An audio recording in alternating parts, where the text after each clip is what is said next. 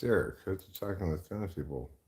Yes, that's right. I'm live streaming again, and the title of this stream is Why People Use Words. Why do people use words? Well, I guess my point is people use words for different reasons.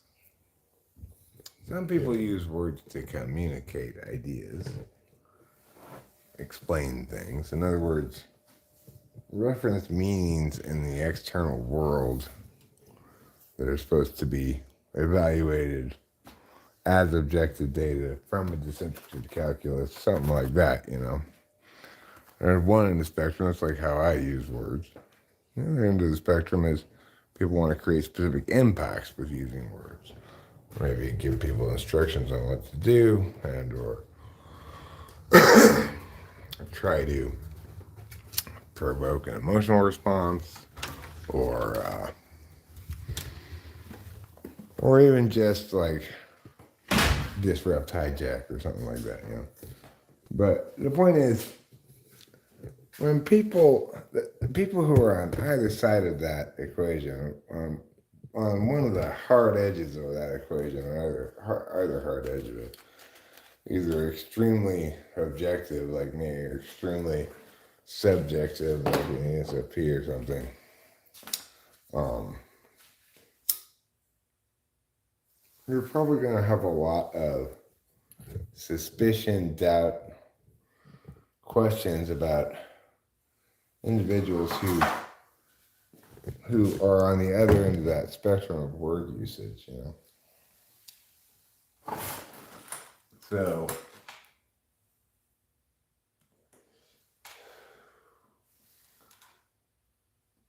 people who don't want language to be used to be determined about things, in other words, who are attached from a personal interest perspective to the flexibility of self and or flexibility of world that is rejected by a communication approach to words rather than an experiential approach. In other words, words are seen as these things that constrain you from doing, being, having to be careful all the time, right? For me, I see words as a civilized means of engagement, right? But everybody uses words um, for some reason or another, and in some frame of reference. So this is a hypothesis I have: is that the people who just absolutely hate me beyond all reason do so because they don't like my basic approach to life in regards to word usage. They don't want words to mean things, determine things, pin them in, pin them down, right? They want to be liberated from the objective, communicative realm into the subjective and physical. In contrast, I find the subjective and physical realm either evil, scary, or a lot of different things. But I'm a lot less likely to lash out inherently at at others from using for doing different paradigms, for using different paradigms because of my knowledge of cardinal functions. Prior to that, I was probably just as likely as they were to lash out against those who seem to not uphold the absolute value of my paradigms. But the thing is, it doesn't even need to be a paradigm conflict at all. There are certain contexts in which words should be used objectively, and certain contexts in which they should be used subjectively. If there's a dispute, chances are it's a frame dispute, and all you need to determine is who's got the right frame in this context. You don't even have to adjudicate the matter any further, you know? Of course, that's coming from a word-based perspective. Like, we can make determinations about what's universally acceptable, civilized, uncivilized, unacceptable, etc. And that words can effectively constrain people from doing bad things when we agree that those things they're doing are bad, right? So, just some thoughts I was having as I was watching Alone, season 9.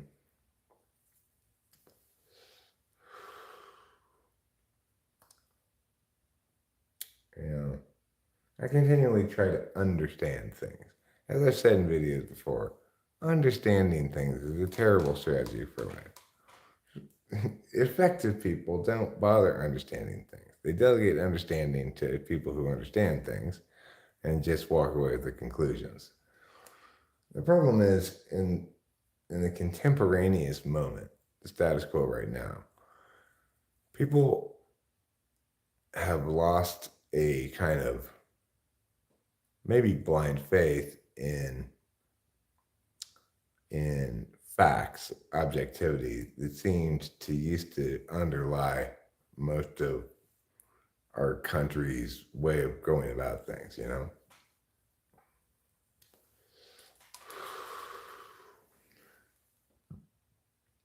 It used to be that it was widely commonly accepted and rather frequently mentioned that you can't justify your means with your ends. But people no longer seem to say that or even acknowledge the correctness of it, even though it's exclusively correct.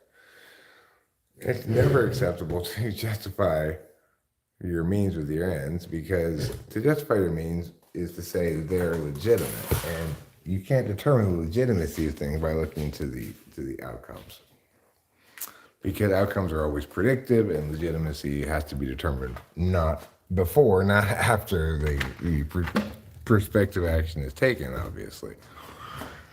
And that should be what I would consider just plain common sense, but it turns out that because even though it's correct for everyone, what I'm saying there, right? Because we're talking about, in that instance, how language ought to be used when it is used to justify things.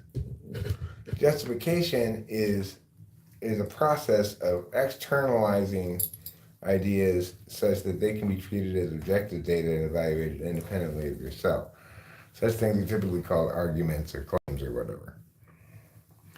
Hello again, Moonpay.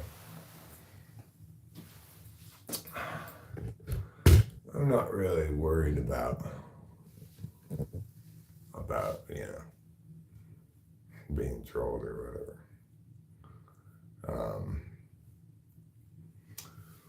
I'm worried about having correct explanation for that kind of thing.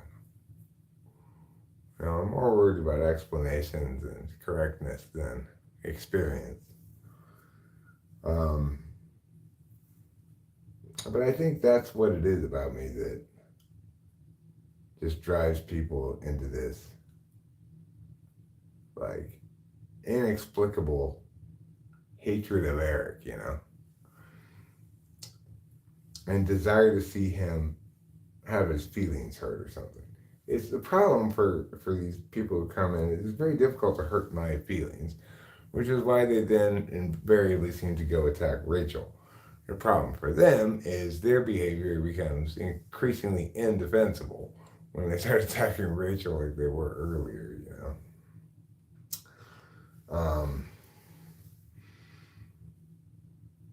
And of course, when you behave in indefensible ways, you become increasingly isolated.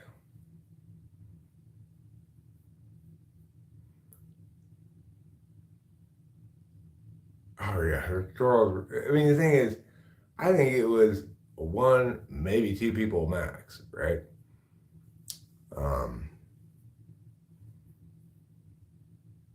I think they spent some time preparing for tonight,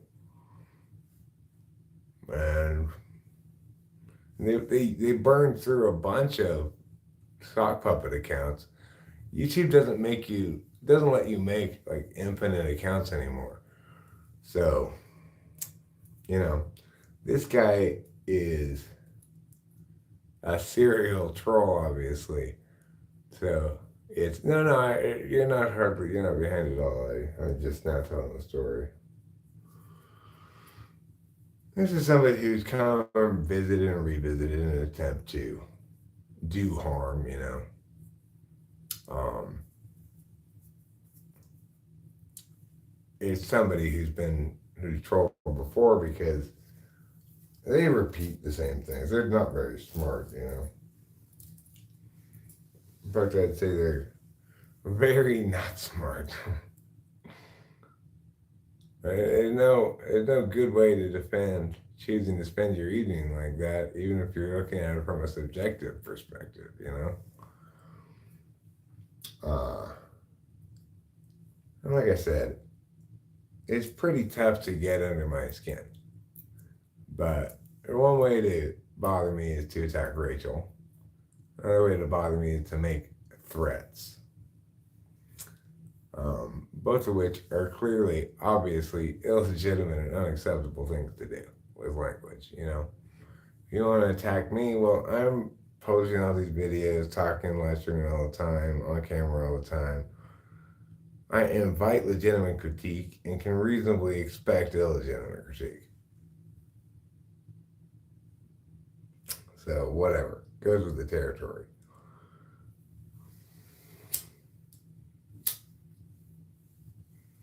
But, like, no decent human being is going to defend what that troll was doing, right? So that's what I mean by increasingly isolated if you behave like that. Any other decent person is going to say, what the fuck are you doing? You know? Why are you like going on the internet and sexually harassing this old guy's wife? And making threats and just generally being a tard? You have to hang out with people just as dumb as you to have any sort of affirmation for that behavior. So, obviously, plenty of people can run afoul of my values, my implicit values, and not like me or not want to watch me or something. But this phenomenon of almost a desperate need to attack me is it's a little more challenging to explain. Yeah, I figure it's got to be probably a combination of that conflicting understanding of what words are for, plus that person's toxic due to some sort of trauma or abuse or whatever other dark triad shit may be. I don't know. Because I can't recall, I don't think I can recall myself ever behaving like that in my whole life. Even when I was at my worst, I would never have behaved like that. So, I don't know quite what to make of it. Without any kind of relevant comparable from my own personal life, it just seems to confuse me. Since I can't even conceive of a scenario where I would do that, it makes it hard for me to understand what's motivating other people. I'm going to pee, but I haven't actually peed yet. But I am in the bathroom. There.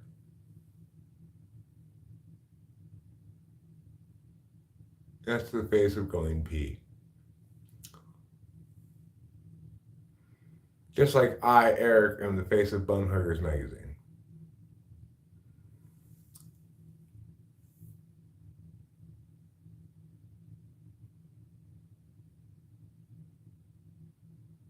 Oh, my little calendar, Eric.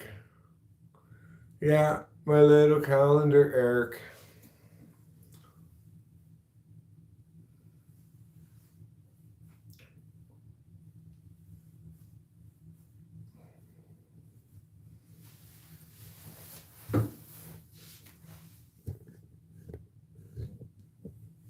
Just to be safe. I don't want, as I'm standing out, my schlong to go like this. Into frame and then back down again. Yeah, it was wise to be safe. If I had stood up then, you would have had a face full of schlong.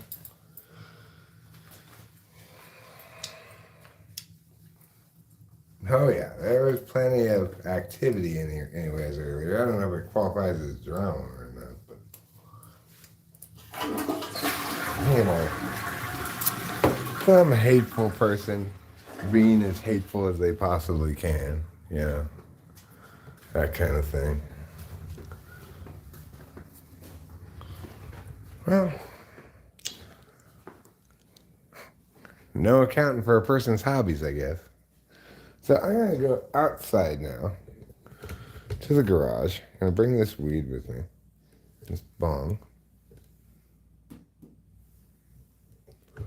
and well, yeah, the person insisted on repeatedly calling me on the telephone while I was streaming too, using a phone number spoofer, you know.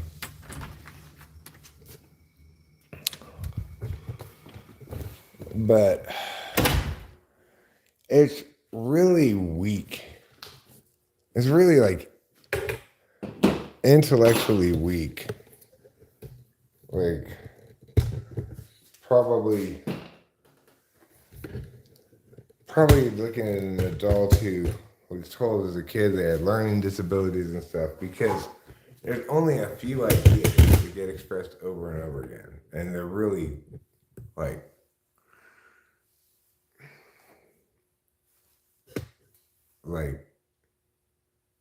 premature in their development, I guess. Basically, that I'm old, that I smoke, insults to Rachel, and then also sexualizing her in a way, like making a bunch of really crass, highly or explicit statements about what they're going to do to her and stuff like that, you know.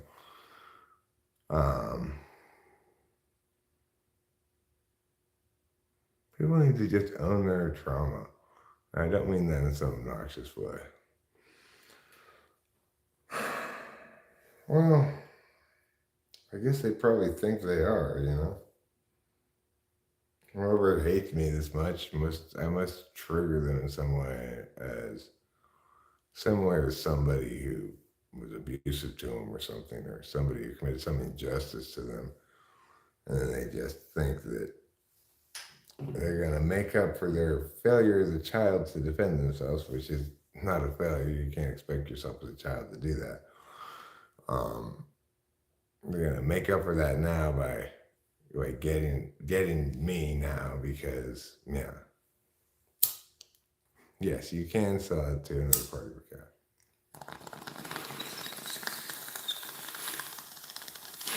The problem all over Linehan is there's not a huge market for drama.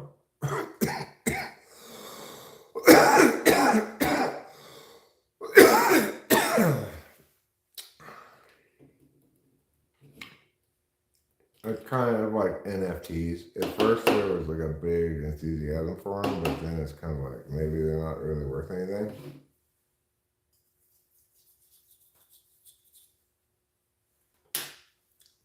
Okay. Now, I'm missing two things that I need out here. I'm missing a beverage. Although, this is kind of more or less just the ass of it. I need a beverage. I need my cigarettes. So, I do have a cigarette. I don't need a cigarette. But I do need a beverage. So I'll be right back, okay? Well, you can have multiple traumas to sell. Like, you know, that time someone teased you in grade school, that might No, I don't bring that much, but maybe like my dad shooting himself, that would be pretty expensive. I wouldn't want to sell that trauma.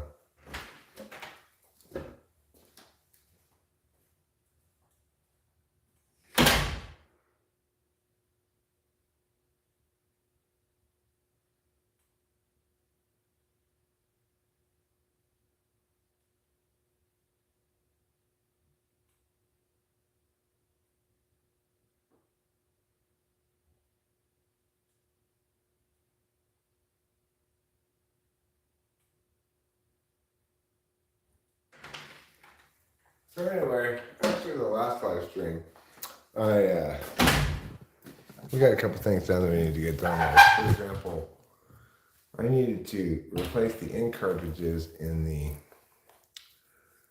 the printer so we could print out our tickets to the Journey show, and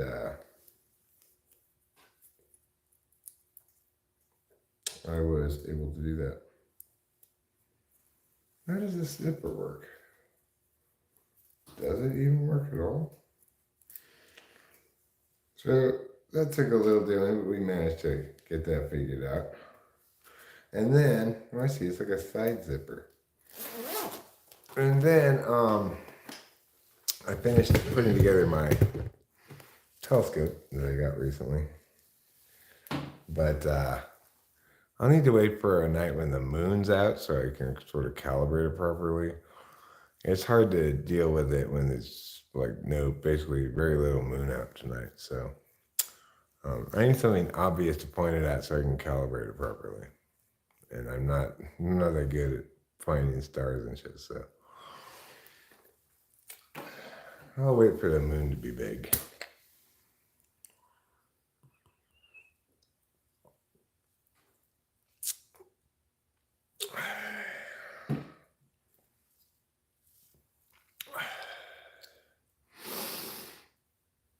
So anyway, that was good. I'm glad we got those things done. I'm glad we got tickets printed.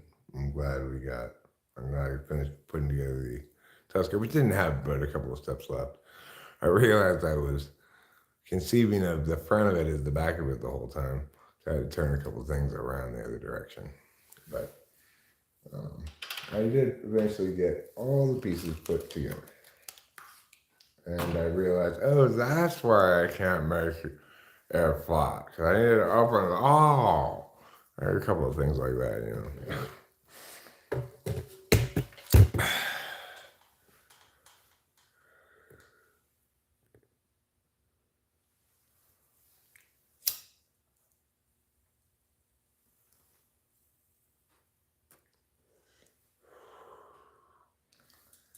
I'm skeptical, but,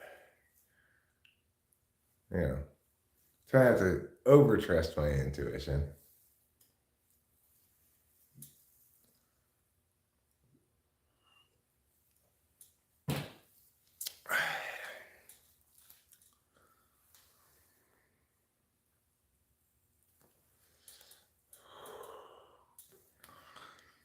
You never know when something totally innocent, a random person is going to come around in the middle of a concentrated assault like happened earlier and be tossed into the pile of bad people unfairly. I wouldn't want to be unfair like that.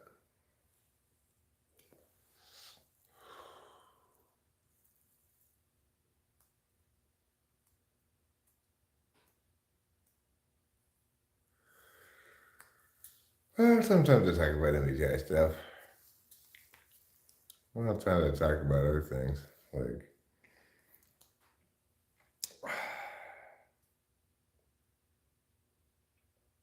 toxicity, where it comes from, what comprises legitimate toxicity versus, say, words you don't like. You know, there might be words I don't like that don't comprise toxicity. And then there's some words I don't like that definitely do. We can generally draw the following distinctions. You don't want to be stupidly toxic or toxically stupid. Critique behavior and words, not people. Um, don't make the mistake of thinking two wrongs make a right. And don't justify your means with your ends. Stupidly toxic people do those three things. If you're stupidly toxic on a public policy level, is probably the third of them, justifying your means with your ends, which is just rampant like COVID.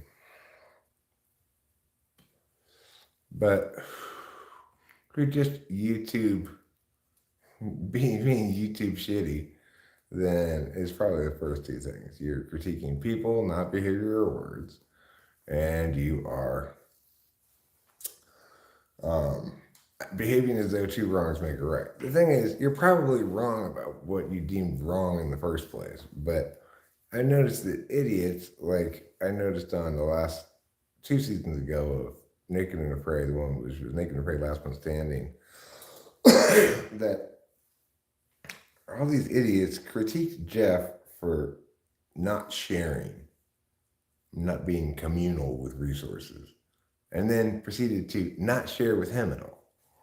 So the thing is, you can't do that. You can critique him for not sharing and then prove to him that this is the better way by sharing, or you can not share back, but then you can't critique him for it as morally repugnant because you're doing the same thing, right? You can't have it both ways. So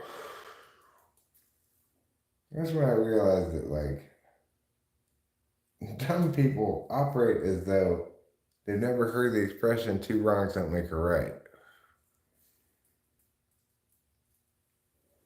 That doesn't mean that the same behavior is necessarily wrong in both situations. So you might use that argument to be opposed to the death penalty.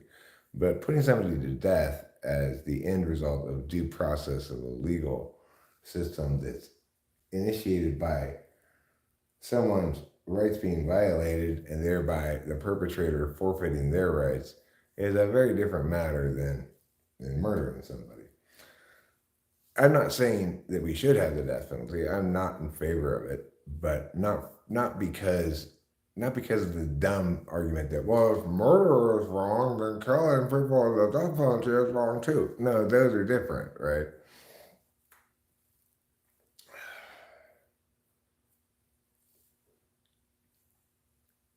Obviously, if I use violence against you in self-defense, that is very different than initiating aggression.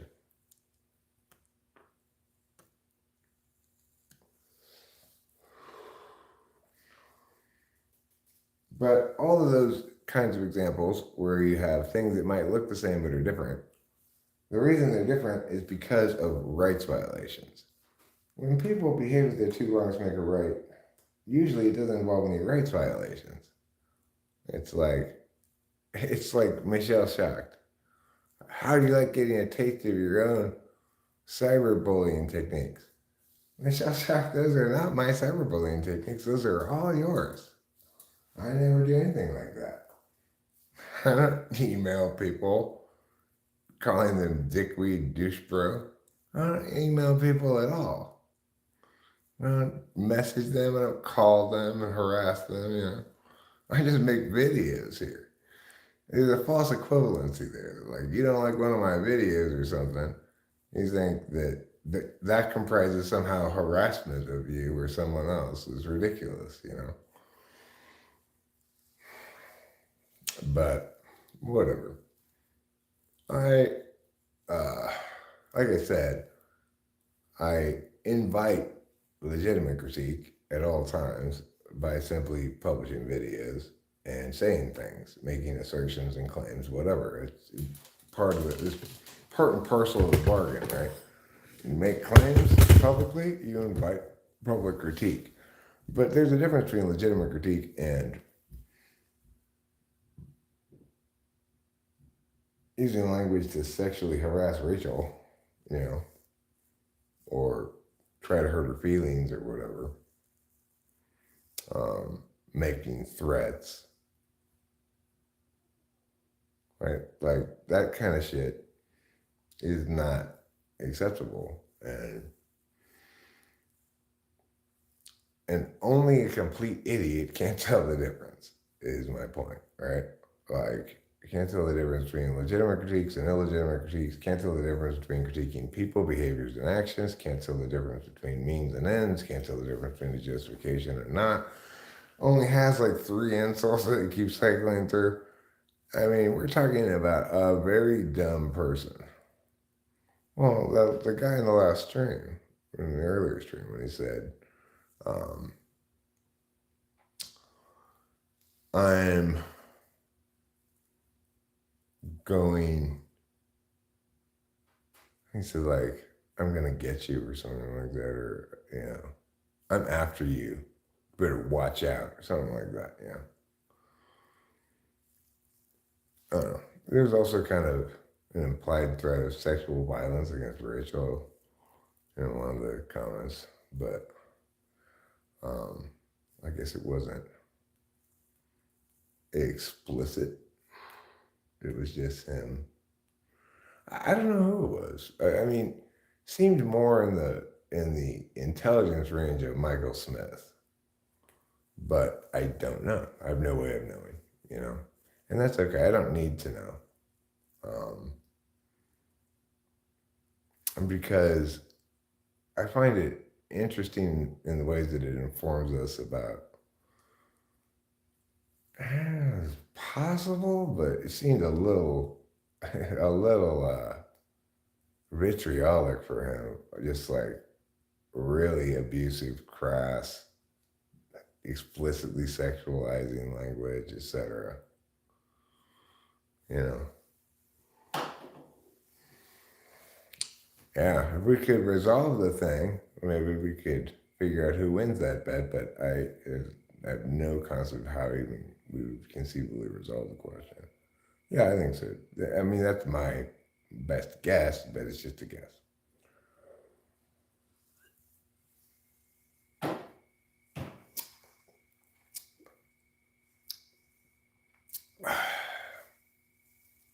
Regardless, it really boils down to a disagreement about the nature of. No, he never sent me running money at all. Smith was not the drunk caller. Smith was the Melissa talks like attack dog or whatever. Who accused not just me but several other people around here of being rapists.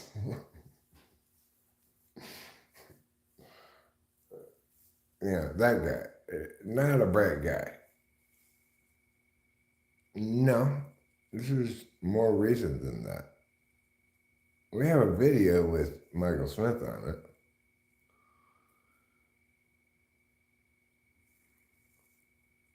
But, the bottom line is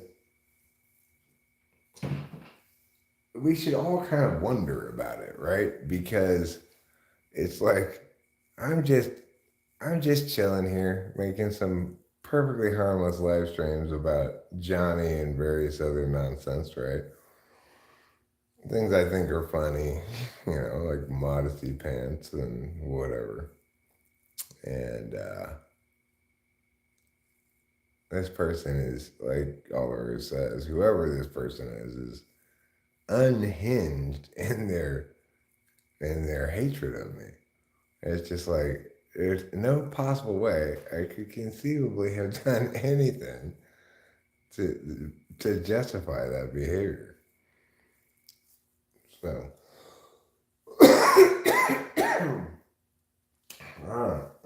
it's it's it's weird, confusing. It's hard to say what to make of it. He needs to be shown the spirit of Johnny Day. Well, Johnny Day is tomorrow. It's September 22nd. It's Johnny Day. But remember, we're not really a Johnny Day. We're deep into International Johnny Week right now. Sure, Friday is the pinnacle of International Johnny Week, and maybe in some several hundred years it'll be the only day of International Johnny Week celebrated anymore. But For now, we have a whole week devoted to it. Yeah, International Johnny Week is this week. It's this past Monday through this upcoming Sunday. It always begins every year on the third Monday of September. So keep that in mind next year, Karma Spamp. And as you, I believe, are the one who articulated. Remember, tomorrow night, 9 p.m., face San Luis Obispo.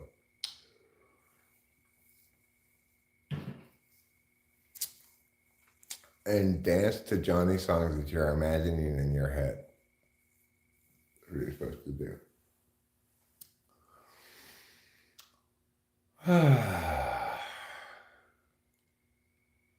But in general, I've gotten a lot better at dealing with combative people. Like, I don't mess around with comments hardly ever anymore. Somebody's combative in a comment, being Jeff Shine or whatever, I just heard it and say, fuck off. I don't say fuck off, I just heard it. That's like the biggest fuck off I could possibly go.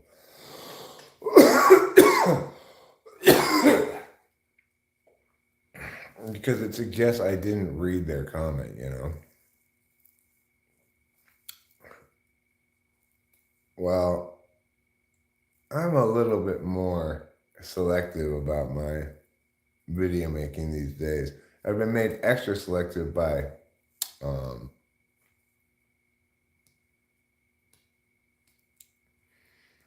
well, I just it that makes some sense over the line hand, but it also makes sense simply to say I've heard these things and seen these things so many times that my capacity to be provoked by their wrongnesses, I've become desensitized to wrongness.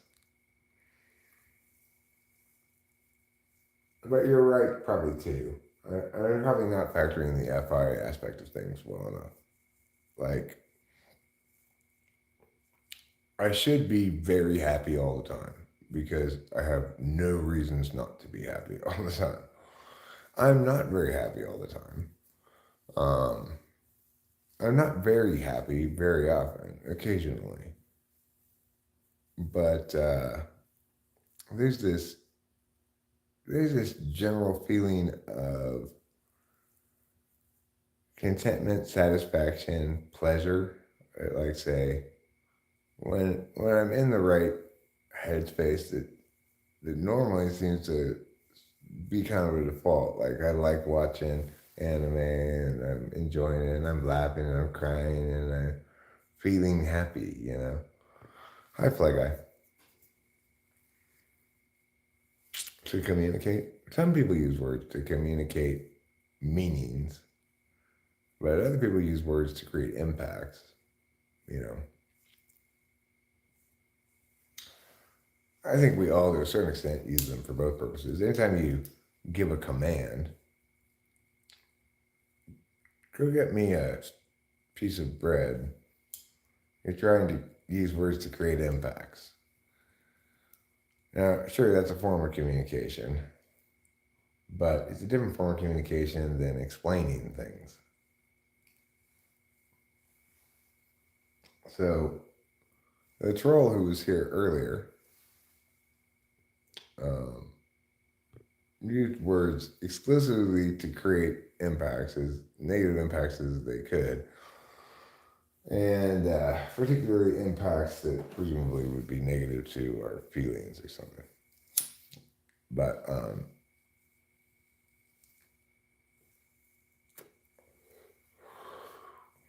that person, you could say, was trying to communicate, but that wouldn't really be accurate. What they were trying to do was create negative impacts with words. You know, the only thing I felt like they meaningfully communicated was that they're dangerous. Like when they say,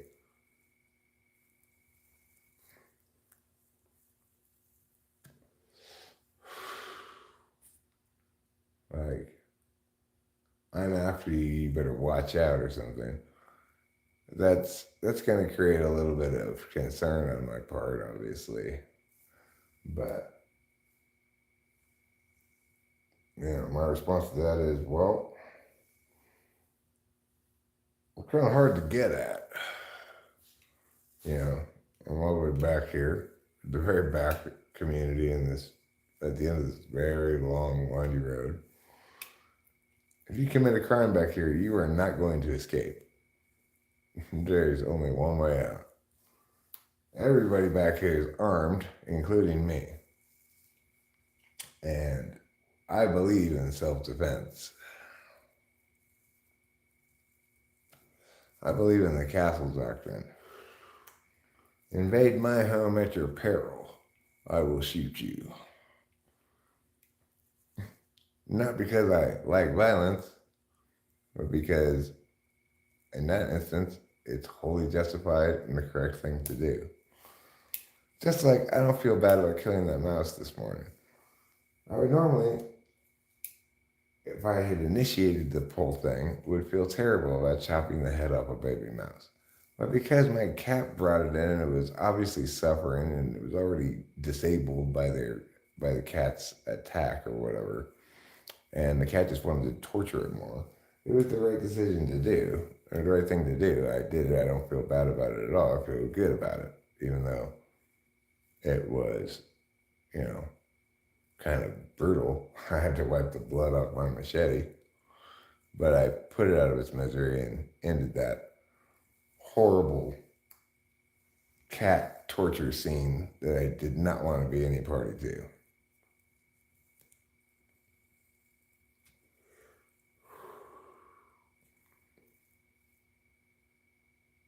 Yeah, well, once I turned off the ring, then that was solved. Now I have a new ringtone too. I would play it for you if I could, but maybe I could have Rachel call me. I don't know if she's listening to the stream or not. If she were to call me, you could hear the ringtone. It's a ringtone. It's an Eric ringtone. I do not know how this particular little audio snippet ended up on my phone, but somehow it did. And I made it my ringtone. I'll have Rachel call me, and then you can hear my ringtone.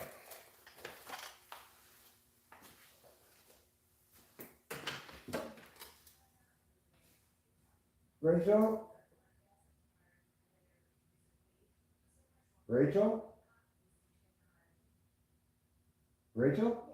Are you awake? Yeah. Could you call my phone real quick? Thanks. I'm just gonna hang up after it rings a little bit.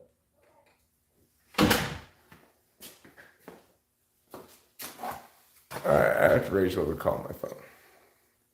So you should still. Is the best beat that you ever heard for rapping. If you think it's a good beat because it's trap, then you don't know very much about trap.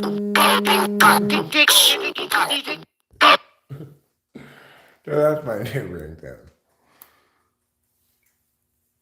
I don't remember making that thing. I have no idea where it's from, when I did it, or whatever. I don't know anything about it. But when I went to select a ringtone, it lets you like choose audio on your phone, and that was like something that was just there. Like the only thing that I made that was there at all, and I don't even know where it came from. It's for whenever anybody calls me. I don't customize my ringtones like that.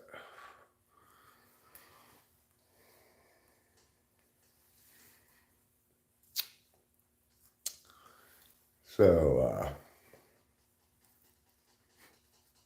but well, I want to make a better ringtone than that, but I'll have to like snip a little snippet of something and then figure out how to get it on my phone, you know.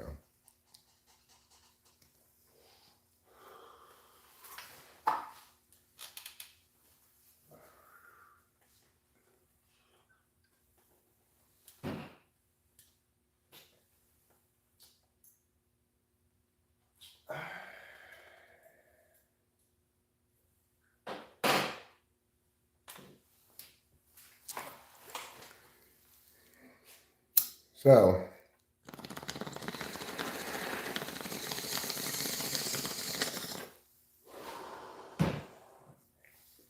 tonight I'm feeling fairly awake. I just put back on the pot roast in the crock pot. I figure I'll have some of that in a little while. Very creepy people watching streams just to use their feelings against them. Yeah.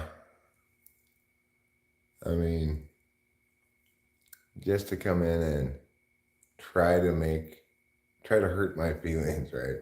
And or Rachel's. Um, it seems like a strange activity, right? Like, what are you doing?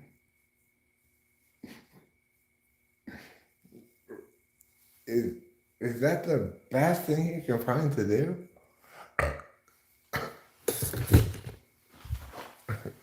Are you that bored on a Friday night?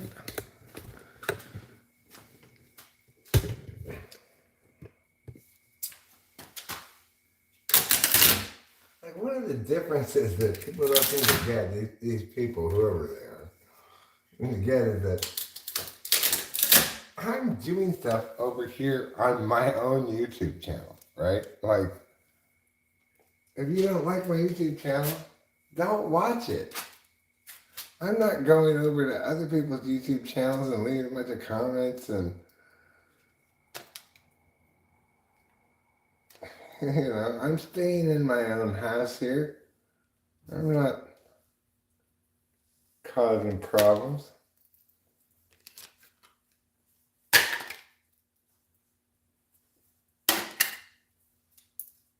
Okay, now we've got these things off. Let me go see what that sound is.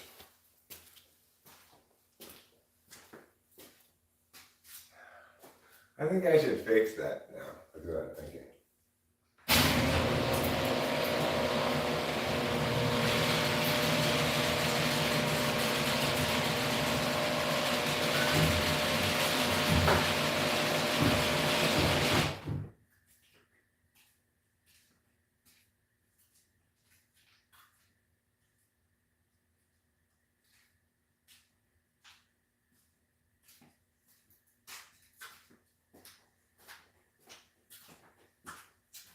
Well, I have to determine what this sound is.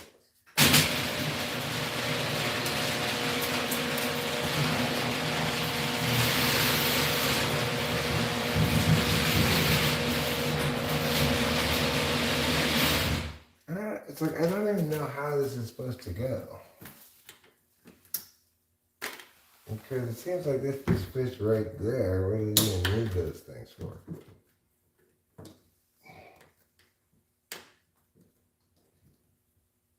Okay, so this actually just sticks right there as it is. But I'm going to need a better solution than this. But this will be fine for right now, I guess. I don't really feel like doing all that work. I'll just leave it like that for now. Let's scoot it over a little bit this way though. There.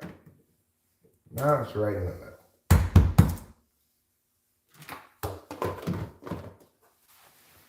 There. I just leave that like that for now.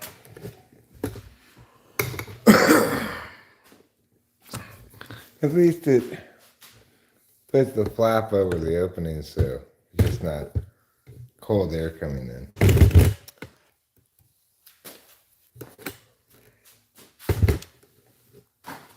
It's getting chilly. It's turned into autumn for sure around here.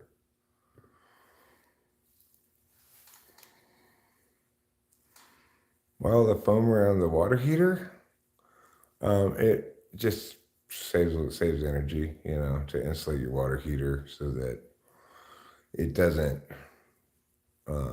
radiate heat off of it into the atmosphere and thereby need to heat the water again sooner. That's why people put insulation around water heaters, but I didn't obviously insulate that water heater. It was like that when we got here.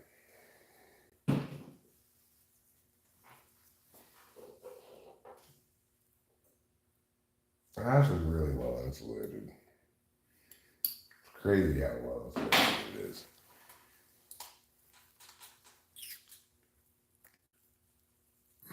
But it seems like maybe something's wrong with our dryer right now. It just says it's not making hot air inside of it, only cold air. And I did what I could to verify that. It seems to be the case. It feels like the crickets just came back, right? There was some noise out there, and I didn't notice it, but all the crickets fell silent. Now they just came back. Maybe they fell silent when I went outside, but I don't think so.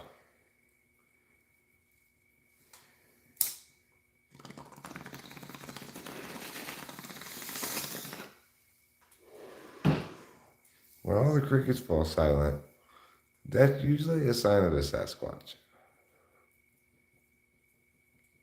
Because Sasquatches eat so many crickets.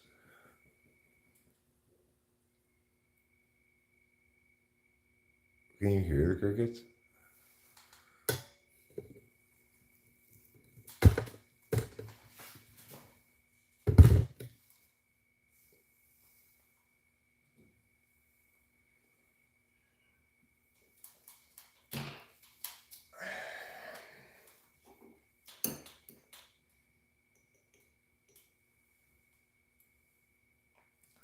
So the thing, I guess, one of the takeaways is, if a person's goal in using language around here anyway is just to create impacts,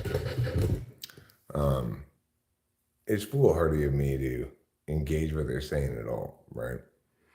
Because by engaging in it at all, it just creates impacts, which is what they want. They're not actually concerned at all about the communicative information being conveyed. So, like, I've been of the mindset in the past plenty of times that I don't really mind when people come and try to attack me, because they end up making me look good, in the sense that they try to attack here, but it's truth. The truth is this, which actually makes me look good, which I wouldn't maybe bring up otherwise, except that they're, yeah. But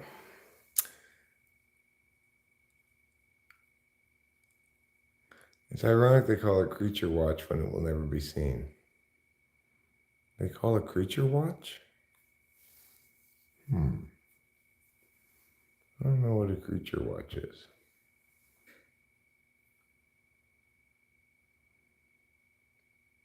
No, they call it squatch, actually. Not watch. They call it squatch. It does have the word watch in it. It's ironic that Sasquatch has the word watch in it, given the fact that Sasquatches are never seen. They are seen just from a distance, and they're only filmed blurrily.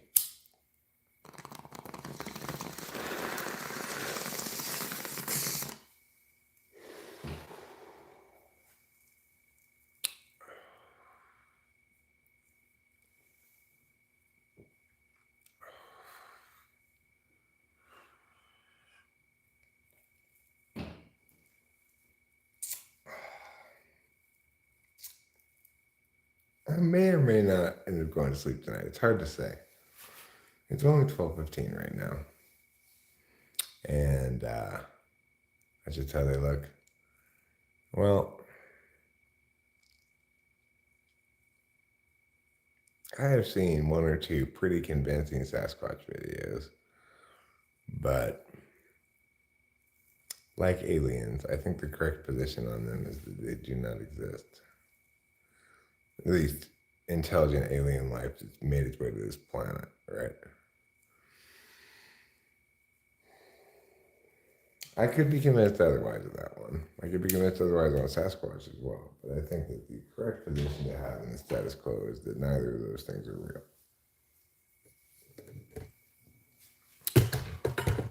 As far as ghosts go, well, I do think that there's reason to believe that human beings possess an energy that goes somewhere when we die, or that something happens to that energy, right? Because we're not like a car that's run out of fuel and therefore can't go any longer, it could be refueled. When we die, a fundamental life force, energy, consciousness, whatever you want to call it, identity leaves us. We're no longer um, animated by life, but there was an energy there that no longer is, and there's no real accounting for where it went, you know? But that's not a good reason to believe in ghosts. Um, there's absolutely no reason to think that an identity would persist after death. Death definitionally is the end of our capacity to engage that identity, you know, reciprocally. And so, even if human beings did persist after death, in some capacity that can't be in, seen by the living, there'd be no reason for that rule to be not to be firm, right? It's if in fact the dead continue to exist, but in some place where living humans cannot access them, then there's no reason why they would persist in some way in which we can access them. And additionally, the various paranormal things that people see are paranormal because there's not a normal explanation for them. And what that means is they are unexplained. It does not mean that they are some whatever you make up, right? So there's plenty of reasons not to believe in ghosts, not to believe in aliens, not to believe in Sasquatch. But I like spooky stuff that makes me question that, you know. I like to research videos of UFOs. I like to research any kind of paranormal stuff, really. What's going on with the chat? Chat's not working properly. There.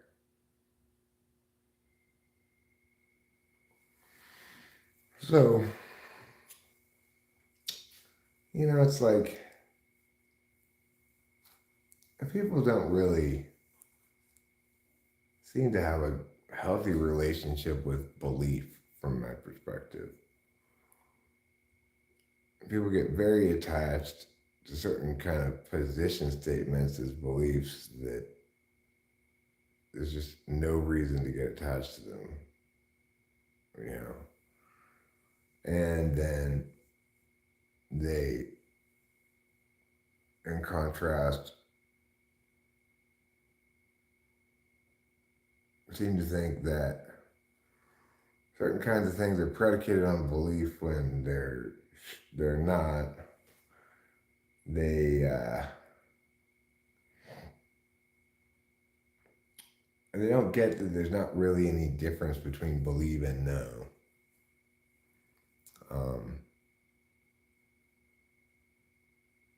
We use the terms differently. We use the term belief to be unsubstantiated knowledge, essentially. But the person who believes it treats it as knowledge. They don't treat it as conditionally so or ambiguously so. If they really affirm a belief in it, they say things like, God said it, I believe it, that settles it.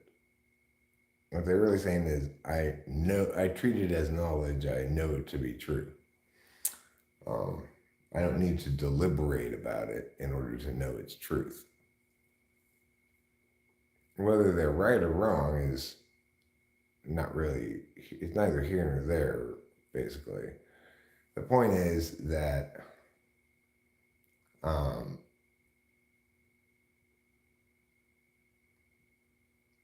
people are continually operating as though knowledge is justified belief. No, that is complete garbage, okay? Nobody should ever believe that definition of knowledge. Knowing and deciding things, knowing and concluding things are different ways of paying attention. So it's important to remember that I might know something because I remember it, remember reading it in a book, or I remember it happening to me or whatever. I might know something because I intuited it. And in both instances, I might be wrong. The fact that it's knowledge has to do with the attentional process, the instantaneousness of it, and the affording of it certainty by the individual, not whether it's true. People know all kinds of bullshit all the time.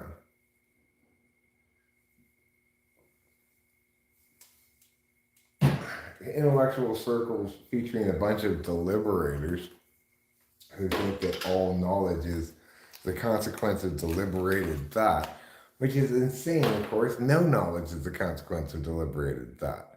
If you think you know that say, what the terminal velocity is for things falling from the sky down to earth, right? You know that, and you know it's knowledge because it's justified belief. No, you know it because you remember it because you learned it in school. What makes it knowledge? You know, the fact that it is well justified is a separate matter. That means it validates. Nothing to do with knowledge or belief.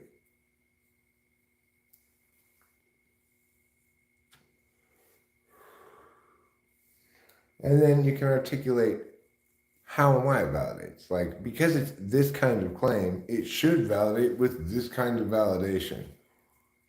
Does it? You know, that's how we should be dealing with things all the time, right? Like, if something's in dispute, what's the claim? How do those kind of claims get validated? In other words, what's the framework? And just resolve the fucking thing. You know, it's straightforward enough. Rhetorical slope is implicit to communication, just as physical strength is implicit to doing physical work, right?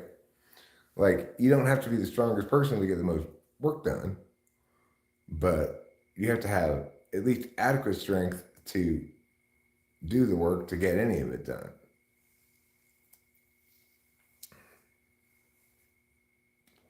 Rhetorical slope is the equivalent of, say, physical strength or capacity to do a job in the physical world. If I make a claim that doesn't validate it all, that's crazy, I'm going to have a steep rhetorical slope to climb to establish what I'm saying to get other people to agree with it, right? And that's because people in general have a poorly understood for themselves, but partial, not completely wrong, grokking of how certain things should validate. They wouldn't be able to articulate it, but there's a sense that if I say,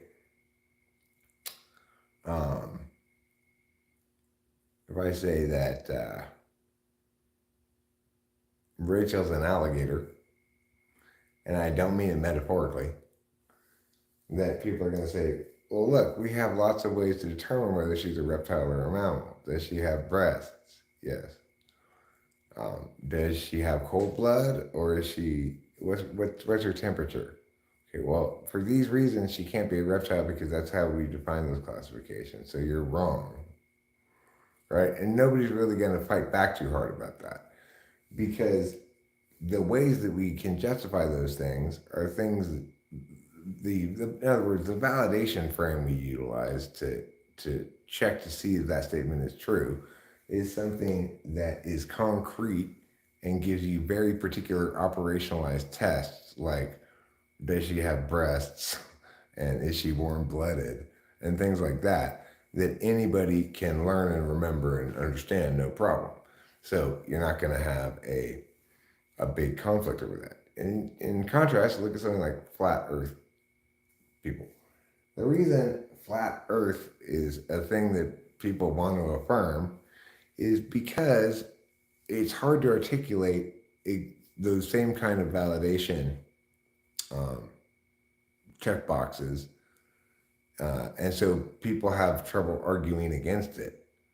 Well, how do you know the world is round? You know, well, because, and then you start thinking, well, I mean, the moon's round. Yeah, but it could be round but flat like this. Okay, but we've taken photos of the Earth from space. It doesn't look like that. Oh, those are faked.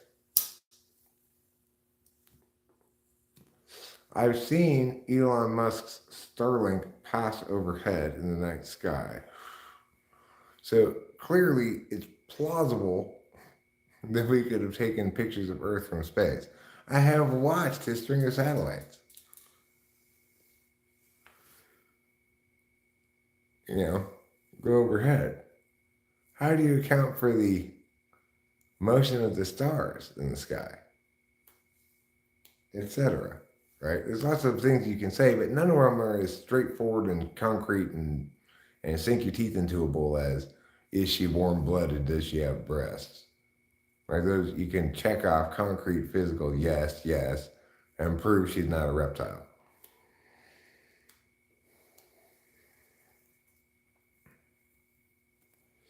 So people don't like the idea of rhetorical slope because a lot of times they want to affirm things that don't really withstand scrutiny. They want to affirm them, and they have the validation metric for things they're trying to affirm is complex enough that it's well beyond them to to internally validate it themselves. They validate it with some subjective metric instead, which is say is valuable to them, and maybe make it part of their identity. And then when you say, but that doesn't validate, they reject the idea of a validation metric being used for that kind of a thing. And you have these kind of like people talking past each other, you know. But the thing is, it's hard to, it's hard, it's not a good idea for me to create a false equivalency here. Um, in other words, when the problem is people communicating about public matters that should be communicated in ways that validate against public communicative metrics and communicating about those matters in subjective, non validating ways. That's the express problem. It's not a problem when people use their language however they use it in their own personal life and aren't communicating publicly about things that are public matters. Because in those instances, even if their communication is horrible, bad, wrong, condemnable, or whatever, it doesn't have any impact to the well-being of the discursive landscape because it's just localized to the people they're talking to, right? When people communicate poorly about public matters publicly for the purpose of public consumption, they're doing us all a great disservice.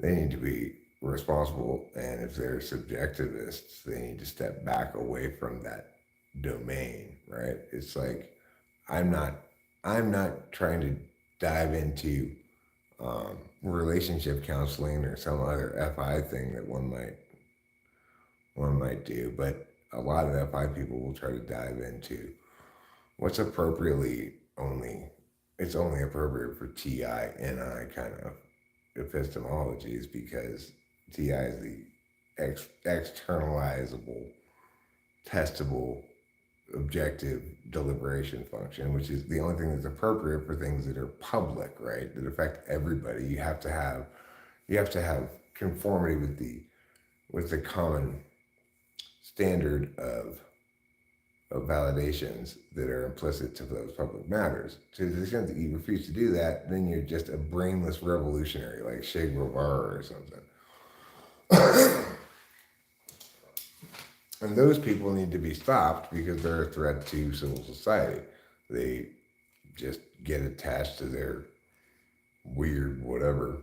I mean, not to say that NI is reliable as a political uh, epistemic either. It's like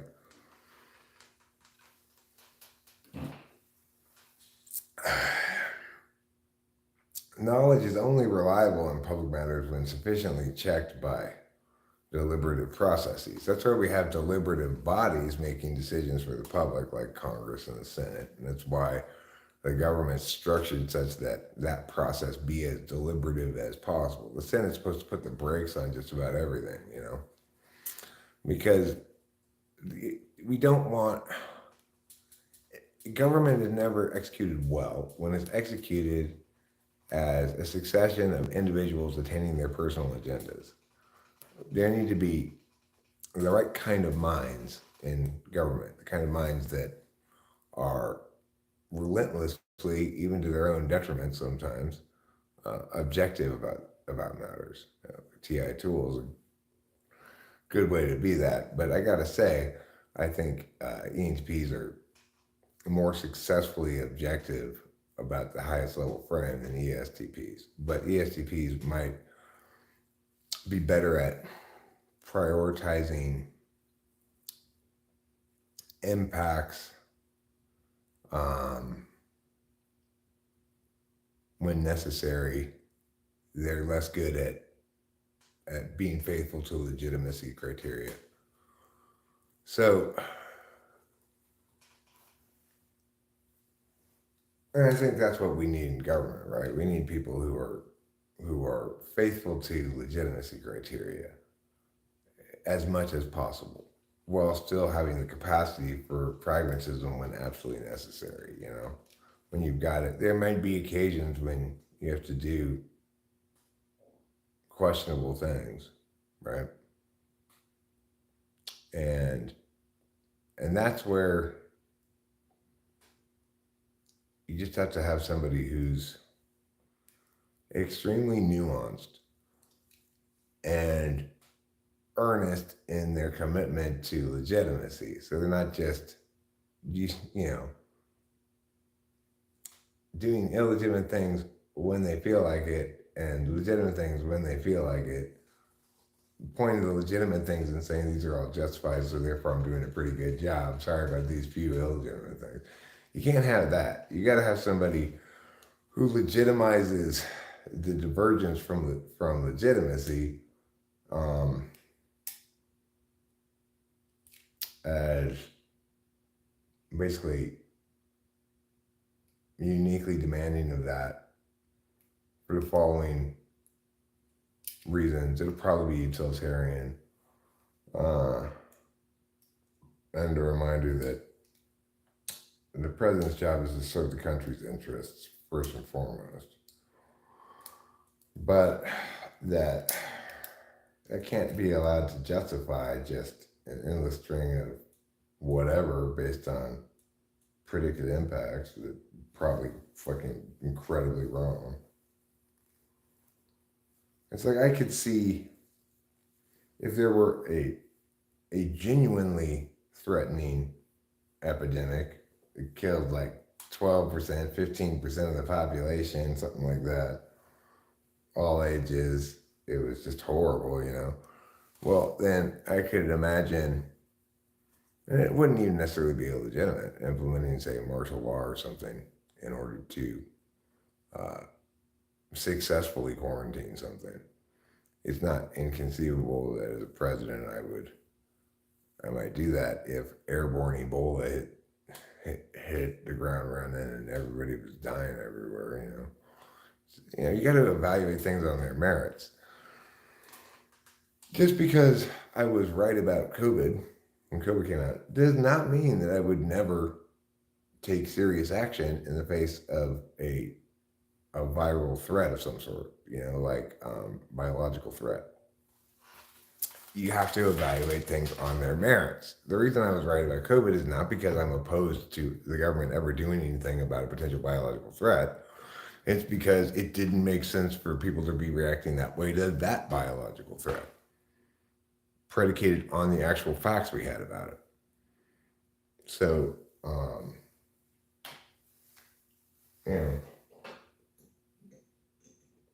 somebody's got to be capable of consistently evaluating things individually on their merits while also consistently applying universal principles. That's a tough balancing act, right? For anybody, no matter which direction they skew, whether they skew utilitarian or whether they skew good. Those are your two options. They skew good or they skew utilitarian.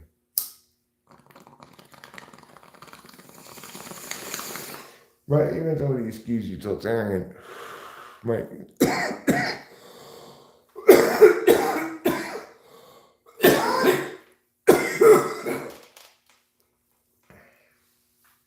might conceivably hear and understand what I'm saying here, for example, agree with it in basic concept, and try to walk that line themselves,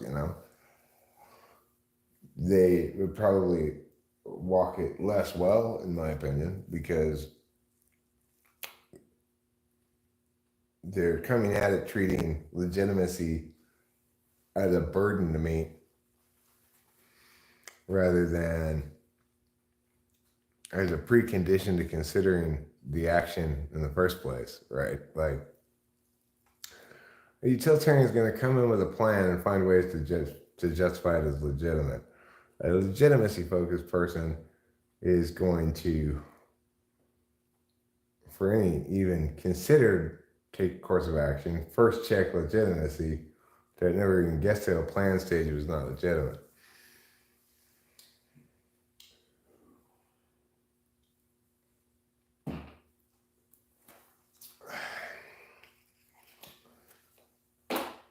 Like, we have on record declassified documents proving that there was a plan in the works in the CIA called Operation Northwoods that never got implemented, but that proposed, if it had been executed, this is how it would have been done. They would have been killing a bunch of Americans in order to garner public support for some kind of war thing, right?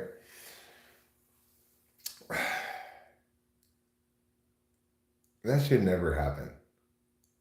That should never happen. But that's the inevitable consequence of utilitarianism, right? So convinced are they of their predicted outcomes, their articulated threats and risks. So deeply immersed are they in their risk fallacies that they think it's the right thing to do, maybe, to kill Americans to get other Americans to agree with them about whatever their position is that Americans don't agree with them on. That is absolutely horrible, insane, completely unacceptable. I know somebody actually typed that out and actually seriously suggested it in the American Central Intelligence Agency.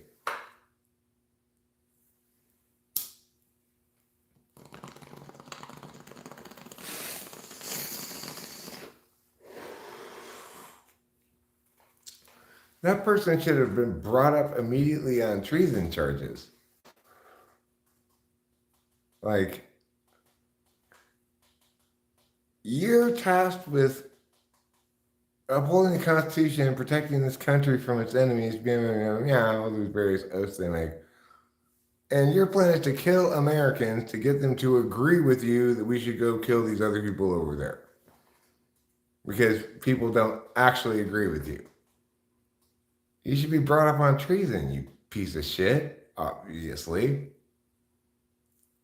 That's aiding and abiding, aiding our enemies, right? You're saying, I'm some sort of aristocrat who's correct, but other people don't agree with me.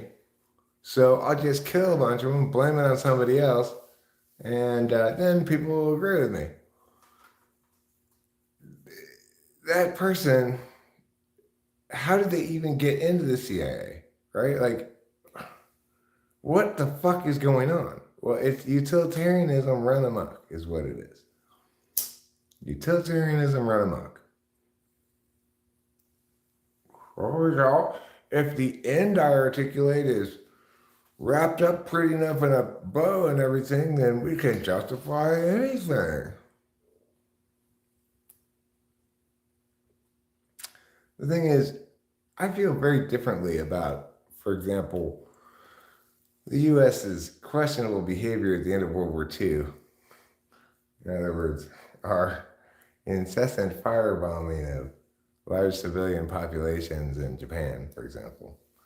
Um, but I'm not offended by it, right? That president was doing what he had to do to end that fucking war. They started it. They're the rights violators. They're the aggressors. They forfeit their rights. Fuck them. In contrast, a plan to kill Americans by the American Central Intelligence Agency is deeply offensive and alarming, more so than firebombing all the Japanese cities you could imagine. Because we're supposed to be on the same team. Sometimes that team might do fucked up shit, but not to your teammates.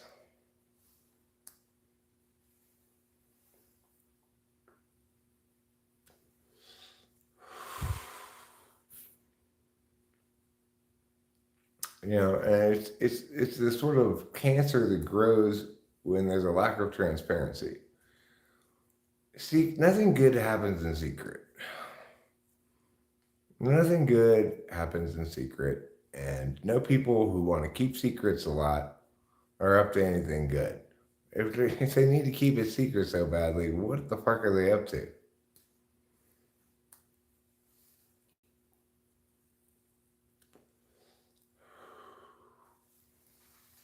You know, anonymity is not good. When people speak publicly, they should be linked to their actual identities.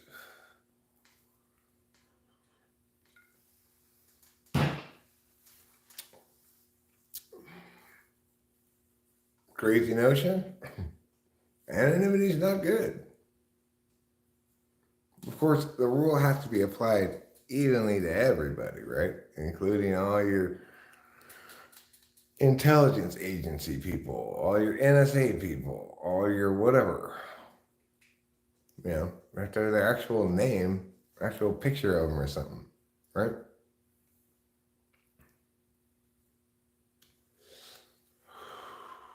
If that were the case, people would be a lot more conscientious in their use of language, a lot more civil.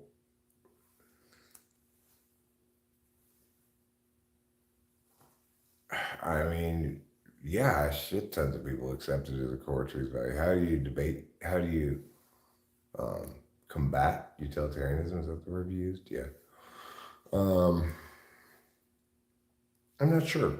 I mean, I try to do it by talking, right? Because I'm a talker. And I try to explain why it's wrong and evil and bad. I try to explain that it violates the order of questions, that you have to ask legitimate questions before you ask efficacy questions, and uh, and that and that it results in things like Operation Northwoods, results in things like 9/11, which was probably Operation Northwoods made realized, you know? And it certainly wasn't. The official narrative didn't explain it, so I don't have a good counter narrative, but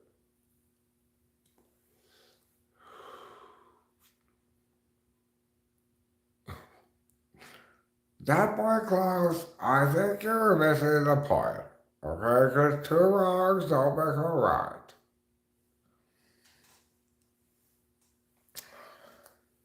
See, how do you like it, utilitarians? We just justified killing you all by the fact that you suck so hard. Uh-oh. Now we suck so hard. We'll have to off ourselves, I guess.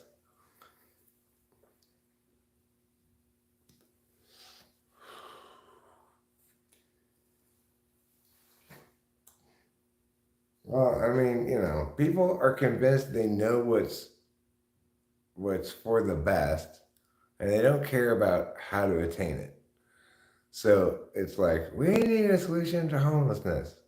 Therefore, vote yes on everything that says it's going to do something about homelessness, no matter how ill-advised, lacking insolvency, or whatever. Right? It's just if you're on the right side of things, you feel compassion for the homeless and want their lives to be better, and therefore take political action accordingly.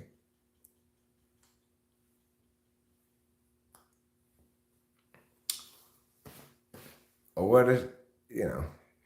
Yeah, well, that's because of the miracle of Saint Johnny. Shall I tell the story of the miracle of Saint Johnny? I shall. It'll be quick. Don't worry. It was 3 p.m. ish. I had just woken up from a nap, feeling very grumpy, pouty, moody, unhappy. Because it was Thursday. Today was the last day for my Vyvanse to come at the pharmacy. And I knew that if it had come in, they would have texted me and called me because I'd gone in early and said, hey, I need this. Please, please try to get me my drugs. And and I was very grumpy about it because I'd been in limbo. It's fine if I know I'm not going to get it until if I've got a couple weeks before I'm going to get it again. Fine. I know that time period and I put it out on. I don't think about it. I don't fiend it or whatever.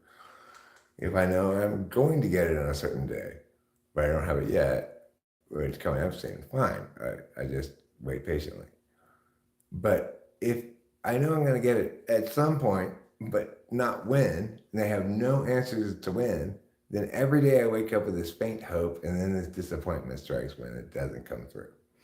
Well, today I was in that disappointment mode, but I was talking with her and said, well, maybe I'll call the pharmacy. I had a couple of possible solutions. Maybe they got a partial fill for me, or maybe they have Adderall if they have Adderall, and I could say, okay, well, let me call my doctor, say, put me back on Adderall, whatever.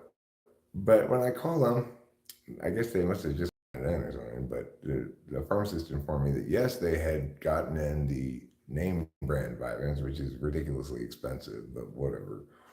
Um, and they had my prescription and could fill it in full. So I'm like, yes, please do fill it. And then my text came like 5 minutes later saying it's ready to pick up. Hadn't even gotten ready to leave the house yet. They already had it filled. So much better at the supermarket than at CVS or Rite Aid or whatever. The Pioneer Market has a pharmacy in it. It's like a mom and pop pharmacy. So I went and got my Vyvanse and just in the nick of time for the Johnny concert tomorrow. I do like Vyvanse. It's what I would probably like best is Dexedrine, which I could probably get. I could tell my doctor, look, I had to pay $400 for my Vyvanse. Can you just give me Dexedrine? It's the same amphetamine, it just doesn't have the lysine molecule attached to it, right? That would be a lot cheaper, I think. Dexedrine is a much older drug. It's been generic forever. It's also highly abusable. But,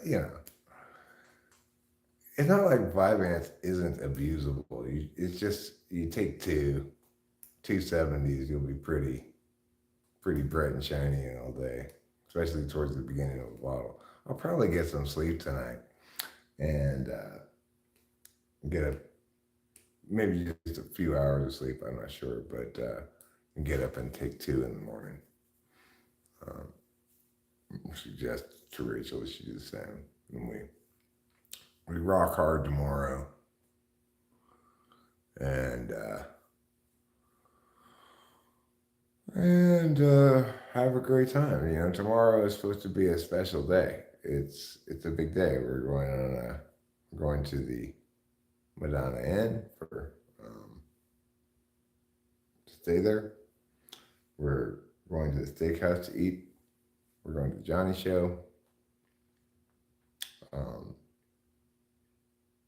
it's not super far away, so it's not an incredibly long drive tomorrow. It's just like 4 hours, which is pretty manageable, you know. And yeah, we're excited about it. So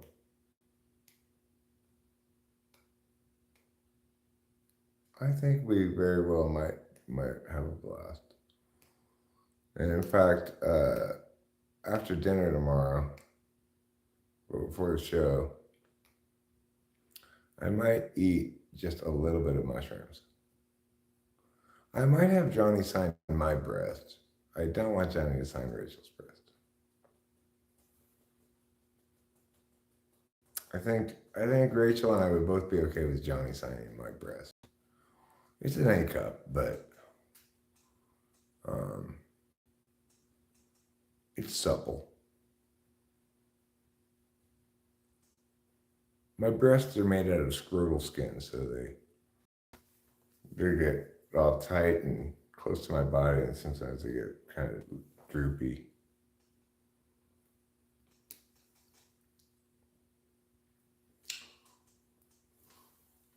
So, you know, I don't know if that's going to inhibit his ability to sign my breast, but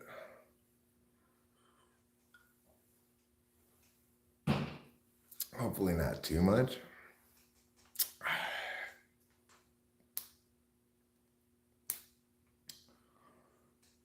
I think we also plan to buy a little Johnny merch. Yeah, I'll sleep pretty soon. But the thing is that, boy, Klaus, I have been sleeping and sleeping and sleeping. Okay, like I've been waiting for this amphetamines for a long time. So I am good to go. Even if I don't sleep tonight, if I take 2 in the morning, I'll be sprung all day, all night, no problem.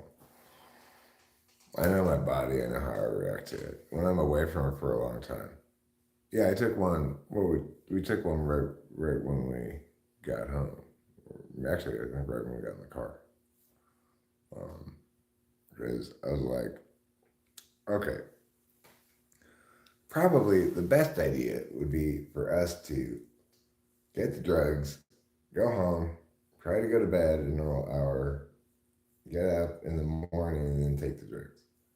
But that's just not realistic. It's like, if I tried to do that, first of all, Rachel and I already have trouble sleeping.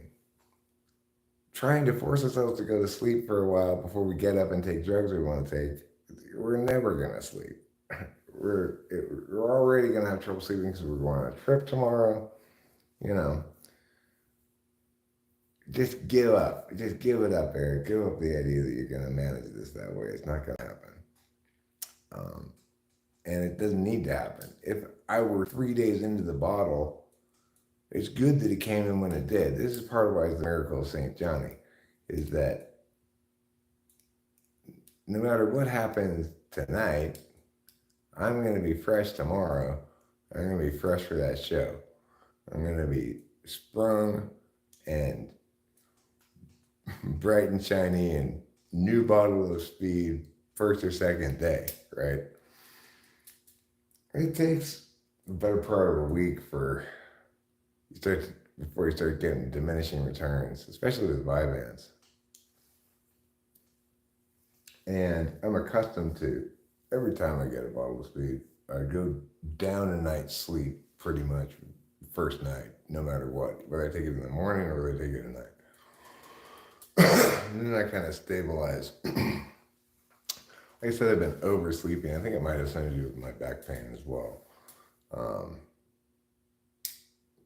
Because I've been in this limbo. Like, well, when am I going to get my drugs? I don't know.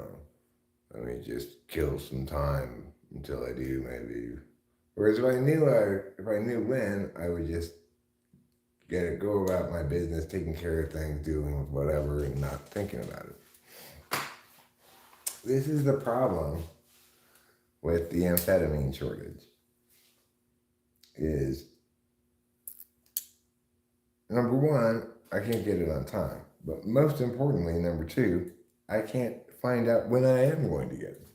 There's no like, it's going to be 4 days late because of this shortage. It's like, we don't know when we're going to get it or if we're going to get it, but eventually, probably. Okay.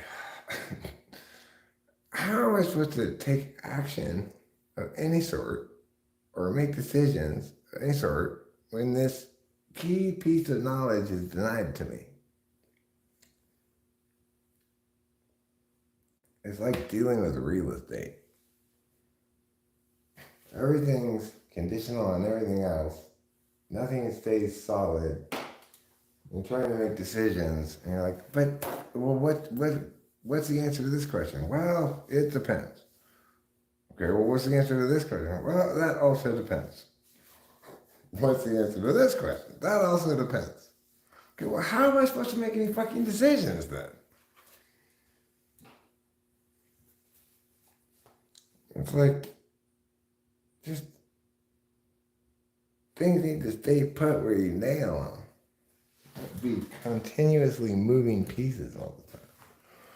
I gotta get a new trash bag for this trash can over here.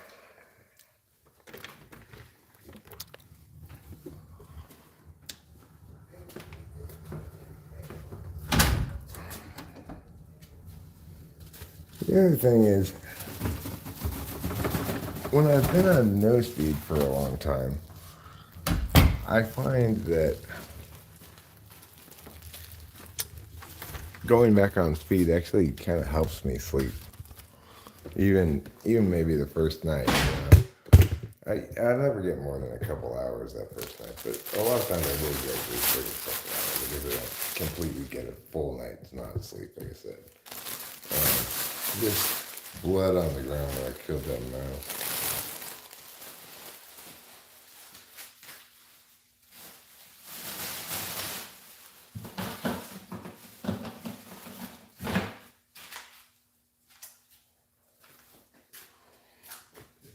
And I find like I sleep better somehow.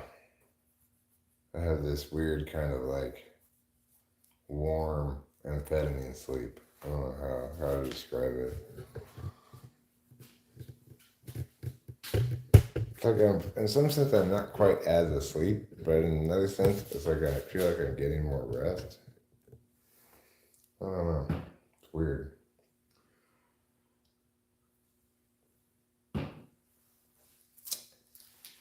Anyway, now that I've replaced that trash bag, I can throw a couple of pieces of trash away.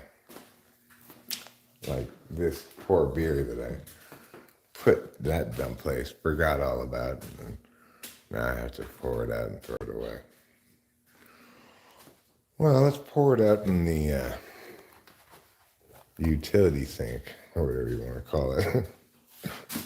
I guess it's a laundry room sink, but it's just a general utility sink in here. It's a great sink. It's a sink made for just like pouring shit out into. It's not a nice sink. You don't have to worry about like. Also, it's so deep. You're never gonna splash anything. It's a great sink. I like it a lot. I could practically take a bath in this thing.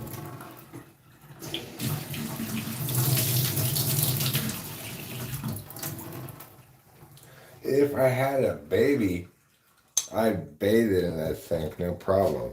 That sink's just like made for bathing a baby. Just put that baby right in there. Fill it up with some soapy water and just drop the baby in. Swirl it around a few times. You got yourself a clean baby. That is how you clean babies, yeah. You swirl them around a few times. they're like laundry, you know. There's a rinse cycle, there's a spin cycle. But do not shake your baby. Okay. Stop shaking it. Where did I put my glasses? How did I lose them? Oh, they're right there. Okay, good. I didn't lose my glasses after all. Congratulations to me. That's a real winning proposition for me.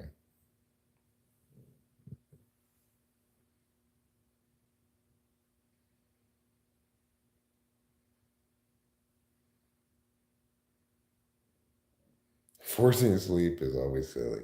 It's as effective as melatonin. It's good stuff. You get a wonder point for that. Okay, you get a wonder point for that wonderful truth that boy knows.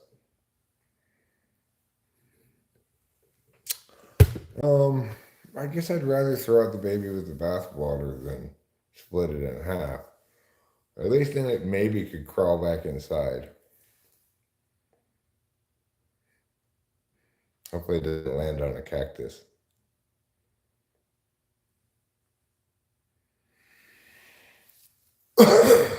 Anyway, so thinking about getting a baby now just so I could wash it in that sink. Anybody have a baby around here? Coke over Pepsi, of course. Why would anybody choose Pepsi over Coke? You must live in Georgia or something. Oh, I bet my pot roast is ready to eat now. Probably heated up. We're gonna be like Madonna. Rachel and I are gonna be like Madonna, and we're gonna adopt a bunch of black babies from various places. Or just go to various places where there are dark people and just grab babies. I'll be like, this baby is ours now. We'll bring them back here and name them Jason.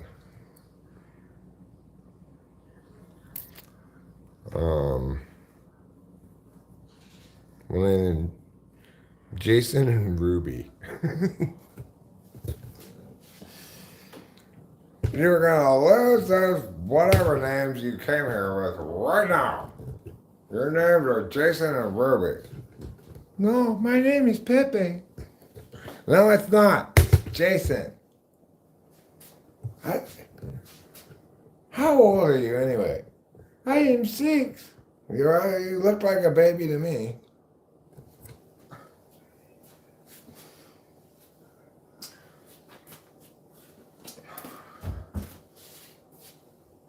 Also, just like Madonna, Rachel and I are going to affect a British accent from now on. Part of our general plan to emulate Madonna in all things. What would Madonna do? That's what we ask ourselves before we make any decision. What would Madonna do? She's famous for making good artistic decisions. I think we can trust that heuristic to evaluate our own decisions accordingly. Okay, so I served myself some pot roast. I will admit it's a lot more roast than pot. And put it on warm now instead of high. Put it on high for a little while to get it to warm up faster, you know. Now I'm gonna get a fork. Looks like this. It's got pokes on it for stabbing things. An alternative might be chopsticks, but not an alternative I use, so we're gonna forego those in favor of the fork. Any further commentary on what's going on that you'd like?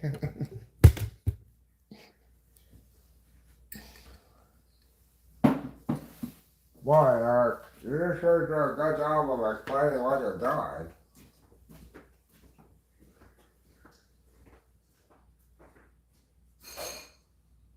Okay, I don't need a knife because this pot roast does not need any cutting at all. It like cuts itself.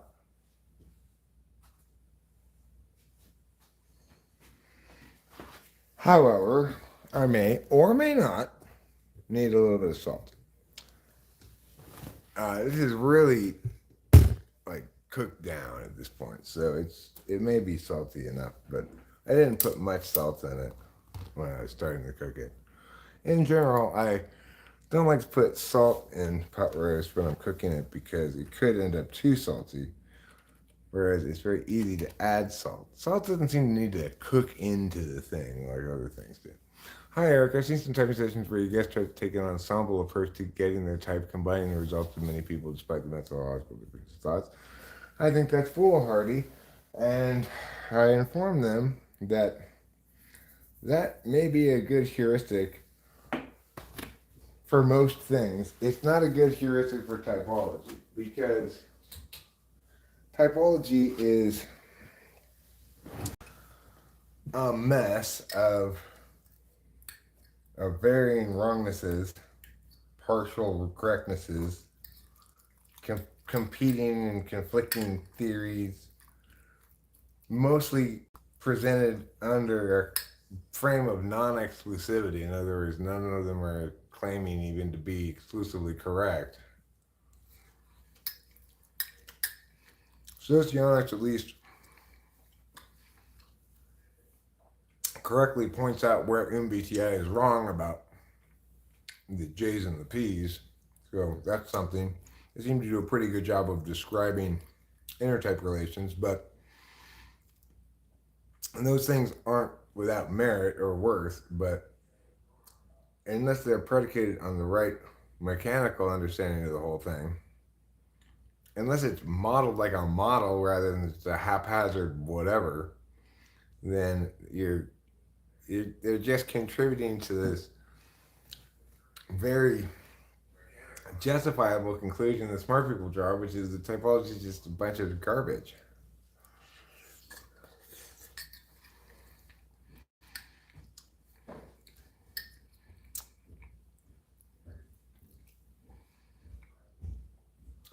I mean, I get people wanting a second and a third opinion and see what various experts say. Or it's fine if you're going to the doctor. But doing that with typology is the equivalent of seeing a doctor, me, and then going to see an acupuncturist, going to see an herbal remedies person, and then going to see a crystals and aromatherapy person, and getting diagnoses from them as well. And then saying, well, doctor, I've come back and I've spoken with some other professionals, and they disagree with your diagnosis of ovarian cancer. Oh, really? You saw another oncologist? No, I saw a herbal healer, a crystal person, an aromatherapy person, and an acupuncturist. Okay, well, good luck with that.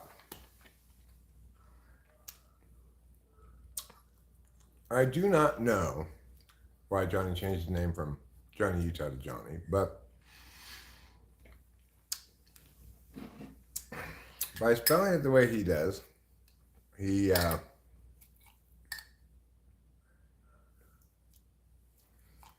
got a one-word name, Johnny, that is unique to him. That's pretty good NI kind of marketing, you know?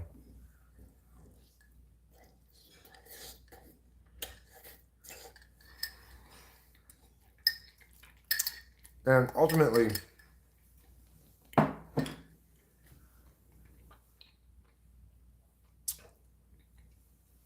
a contemporary media environment, spelling is much more important than the fact that there's a million people named Johnny, right?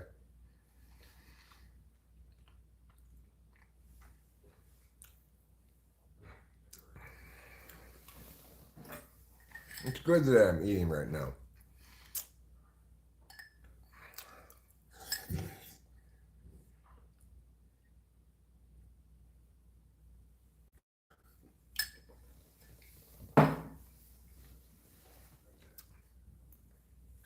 I have to make a conscious effort when I'm on amphetamines too. I tend to SI stuff. His three best songs. I mean, that's tough to say, but I'll tell you the three that I'm into the most right now are "You Got a Man," um, "Boy Scout," and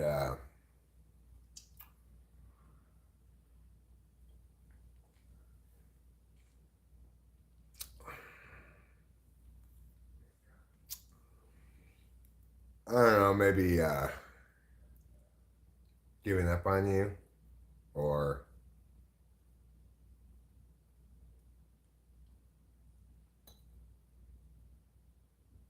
yeah, maybe that one.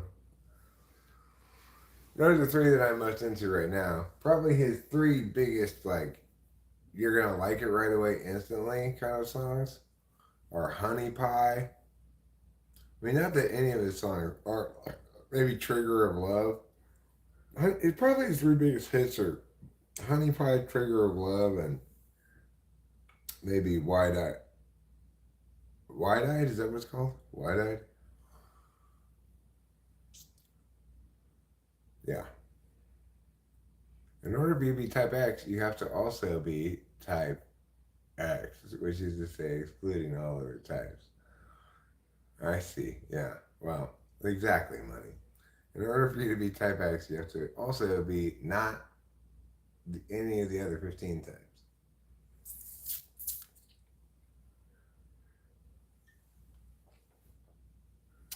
But I would recommend maybe starting by watching the film he has called "It's Always Fair, Always True, Never Fair." It's never fair, always true.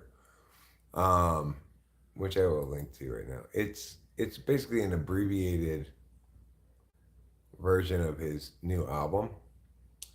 Um, that is abbreviated by way um, of him making this one long music video comprising some of the songs from the album, but not all of them. It's hard to find this film as well.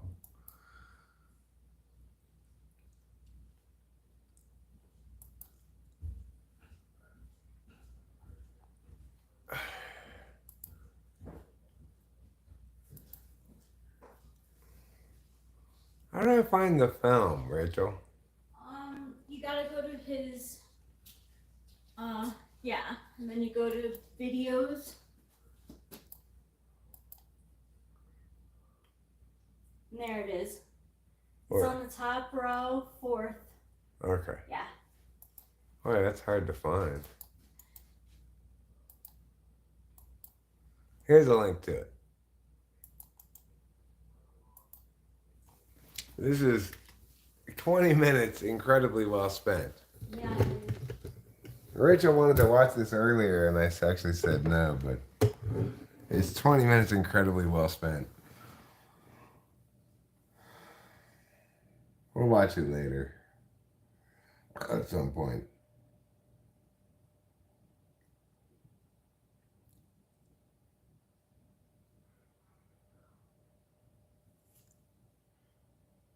But you know, he's got a lot of songs to like. Um, I I like "Sabotage." That's a good song. I like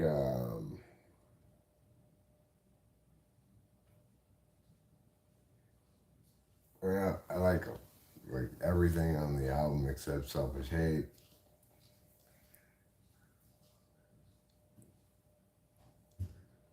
And I haven't really given it a chance because it's too long, in my opinion, before I even heard it. It's 7 some minutes. Regardless, um,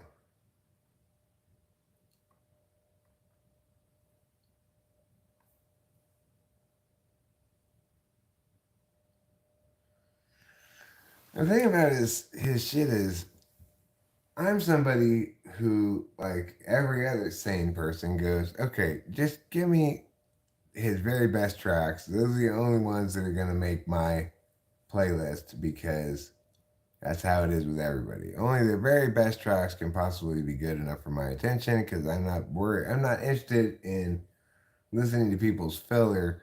I'm listening to their moments. I'm interested in listening to their moments where they're genius and they catch lightning in a bottle and they got a fucking epic track, you know? That's how everybody should be about music. And except I realized, like, I listened to Johnny's new album, eventually got around to it. First I found Honey Pie, we liked that. Delilah suggested Trigger of Love, we liked that. I think one of us, Rachel or me, found La La La at some point, and then that segued us into the new album.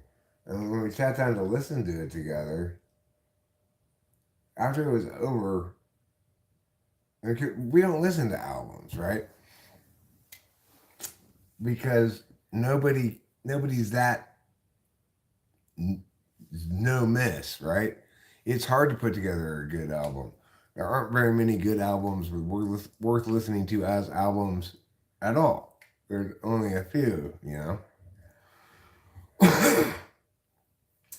It's always better to listen to a great track by somebody else than some mediocre filler song by, yeah. So we were as shocked as anybody to discover this nearly perfect album of track after track after track, each of which was distinct and genius and and like archetypally resonant. It was the most impressive thing I'd ever heard. You know, as an adult, I can't really say how I would. You know, I heard the Beatles so young that it's hard to make a comparison because I had no sense of the significance of what they were accomplishing as a kid. And it's hard to approach it from that fresh perspective once you've already had all this SI linkage with it. But I mean, the only time I can compare when I've been so impressed was Marshall Mathers LP, but it wasn't as good as this Johnny record is. And you know, it had some thinkers on it, the Marshall Mathers LP. Have you heard of the rapper NF? He sounds a lot like Eminem. No. But to a certain extent, everybody sounds a lot like Eminem. Or at least sometimes sounds like Eminem. He was just so influential. I have this Prof song on my playlist that totally sounds, he sounds a lot like Eminem in a couple of spots, but it's a really good track anyway. It's a good video too. So the thing is,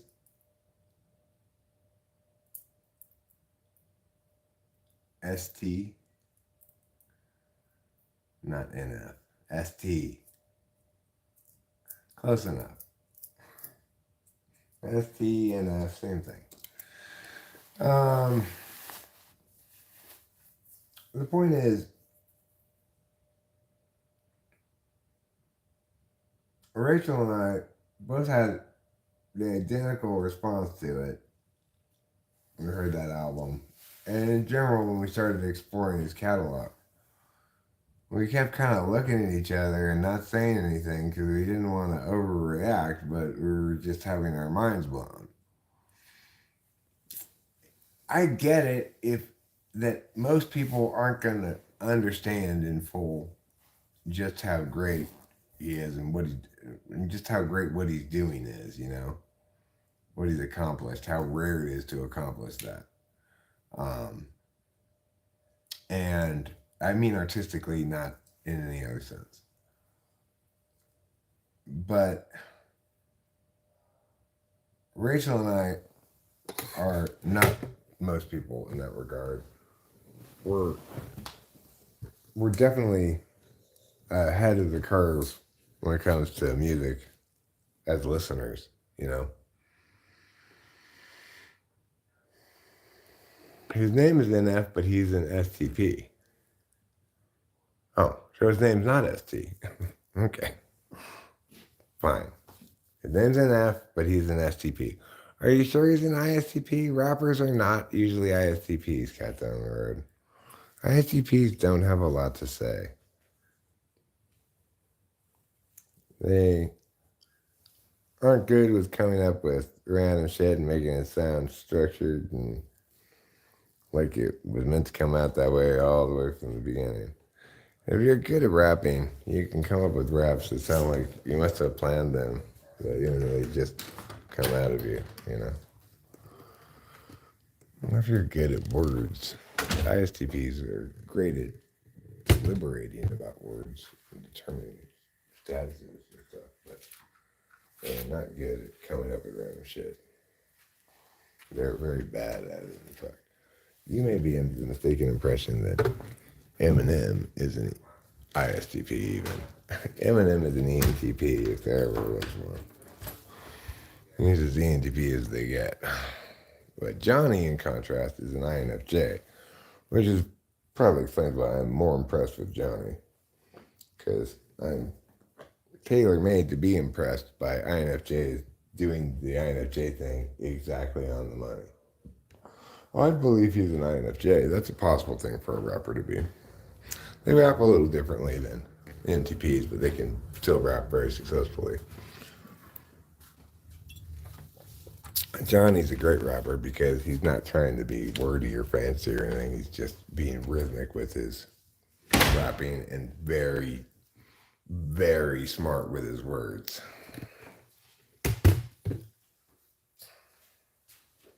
Which is the right way to do it, you know. I'm not saying I do it that way. Obviously, I'm not as talented as he is. But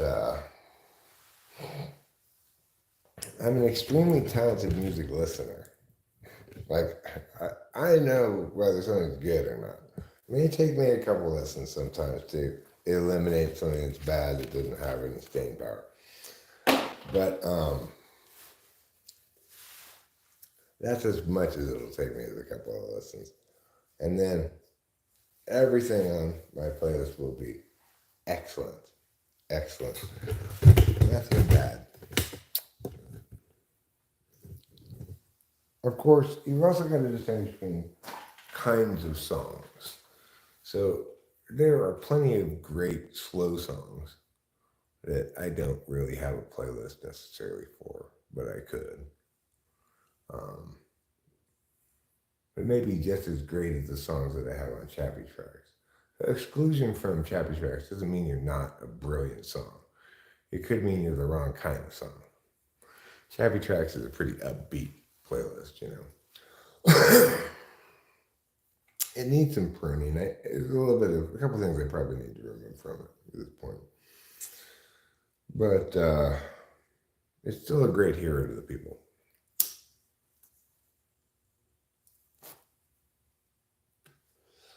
So I would say I'm definitely a better music listener than I am a music maker. But it's a lot easier to be a good music listener than it is to be a good music maker. That's why I'm so impressed with Johnny. Because he's making all the right decisions artistically. And what could be more delightful than that? Because then you're left with this wonderful artifact that you can enjoy. And just enjoy the holistic, complete goodness of the thing, you know?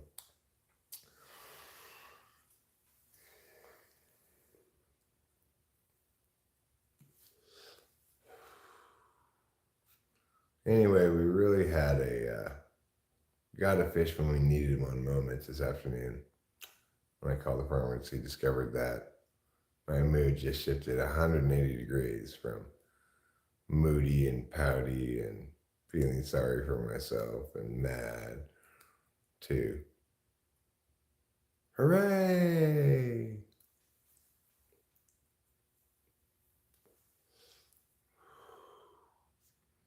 I said hooray, and then we listened to tunes all the way into town.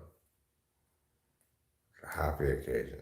And when I got to the supermarket, I forgot why we were there. Got a shopping cart like usual. Oh wait, we're not here to get food.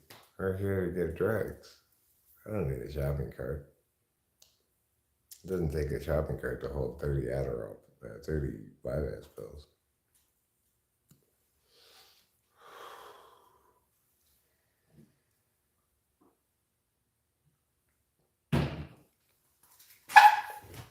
Man, it's getting a little smoky in here. I think I'm gonna turn that on for a second. Got a little fanning, a little Dakota fanning going on.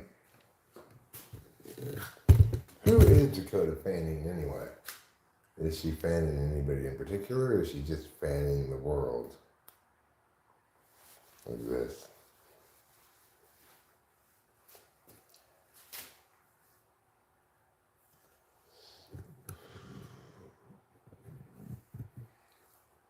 So,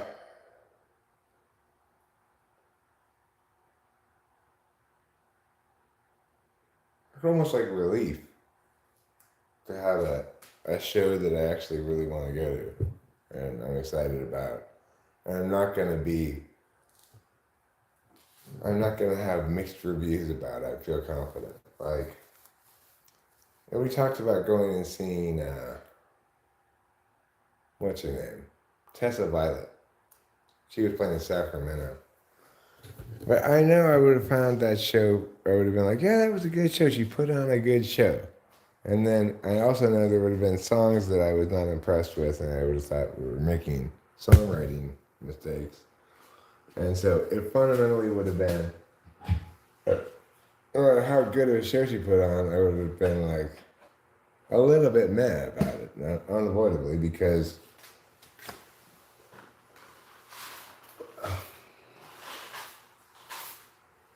well, in part because to be truly excited about something like this, it's got to not just be brilliant, it's got to also be new.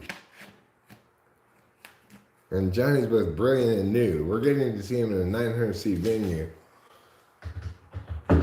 And, like, these opportunities to see a genius on the way up in a small venue don't come around very often in life. You have a few opportunities in your whole lifetime, maybe. Like, imagine if you saw Eminem just before he dropped, "Hi, my name is," right? Or you'd be like, I saw him in this little venue, he fucking tore it up. Oh my God, it was amazing. It's almost unavoidable you'd have that story for the rest of your life because he ended up blowing up so huge. I'm convinced Johnny's going to be just as big.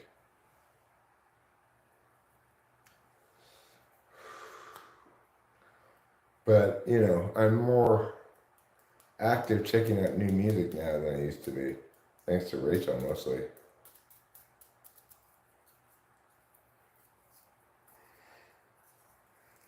Basically, not ever wanting to play bad music when Rachel was in the car, or music we've heard too much before made me. I mean, I never want to play bad music at all, but I don't want to be caught playing bad music by Rachel. That's embarrassing. Rachel's also embarrassed when she's got like a bad song on her playlist and we hear it and it's like, what is this? She starts making excuses. Like, I was just even I don't even have to say a single word. The song comes on and she hears it and pays attention to it and goes, oh, this is a bad song. Why is this on my playlist? They're just going to think I have bad taste in music. But of course, I'm not going to think that. I know exactly what she was doing. She was just putting a bunch of random shit so she could just listen to it while she takes a shower and stuff. So she popped that from her SI. I mean, that's how we got to listen to Sweet Dreams Are Made of These by the Eurythmics, which is a great song. It's a great track, too. It's incredibly well produced. If they dropped that single today, it would still be a hit.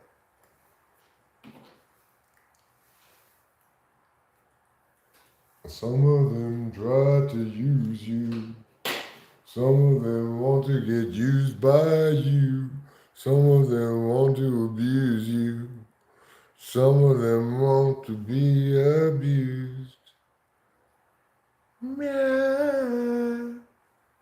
Meow, meow. Hold your head up, moving on. Keep your head up, moving on. Bam, bam, bam, bam. Bam, bam, bam, bam, bam. I'm better at knowing good music by being with me. Likewise, my darling, likewise. We both keep each other honest. I mean, hey, yeah, you were there when I put a few songs on the list that I was like, oh, I was really enthusiastic about this at first, and now I listened to it the second time, I realized I made a mistake.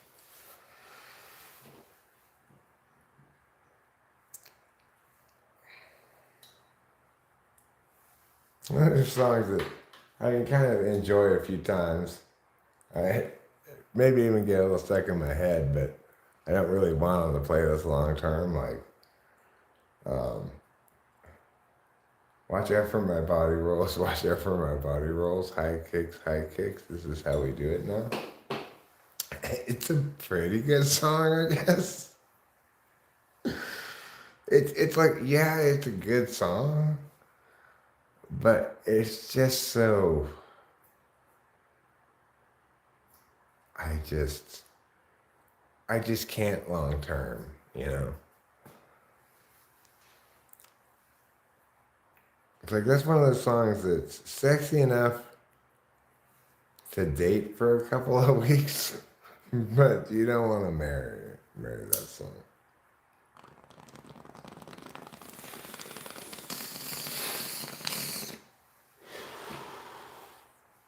Then there's songs that have an insane amount of replayability, like you wouldn't necessarily expect. Stacy's Mom.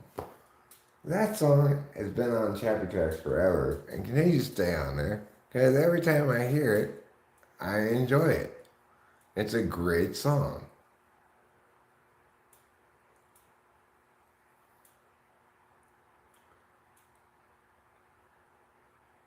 Stacy, can I come over after school? After school.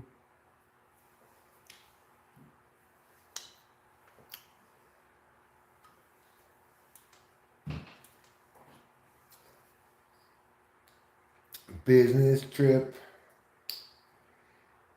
Let you get in the slip. Give me the slip.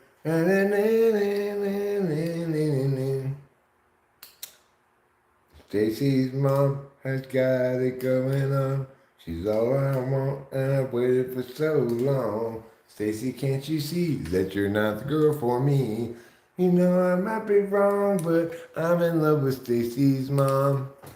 That song is really a really well-crafted song. It sounds simple at first, but it's not that simple. It's actually a rather complex song.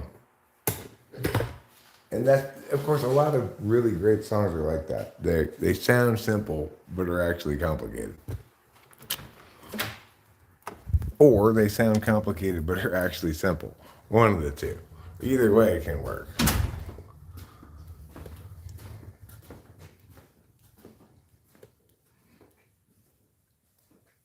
Want to talk for SI songs?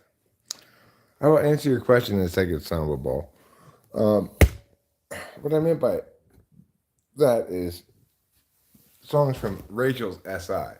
Say some songs she remembered listening to in college that pops up on her Spotify choices and she says, add it to my list, right? She's adding it because she remembers having listened to it before and liked it. Not because not because she's listening to it right now and finding it good. So that's what I mean by an SI song. The SI song is particular to the individual who's has an SI link to it. There are things I used to like that didn't really stand the test of time, and there are things I used to like that did. Most of the things I liked as a kid, genuinely liked and listened to a lot, have stood the test of time beautifully. My taste as a kid was still right on the money. Now, to answer Samba Ball's question, what did you like and hate about school? Um, well, that I guess that changed over the course of the, let's see, 12 or so years that I spent in school and before college. Um, I guess what I liked about it, well, in high school, I had a pretty happy social life. Like, I had a lot of friends, and I didn't really want to go to school. I would rather just to go hang out with them, not at school. But at least when I went to school, I knew I'd see a lot of friends. We'd hang out, we'd chat or whatever. I liked being on the debate team, and I liked being on the newspaper staff.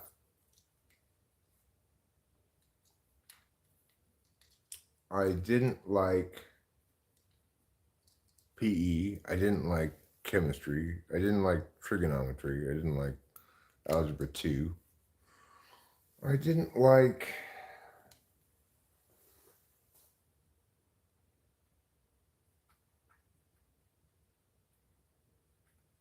I didn't like the horrible fucking date rapey nightmare place I was going to school.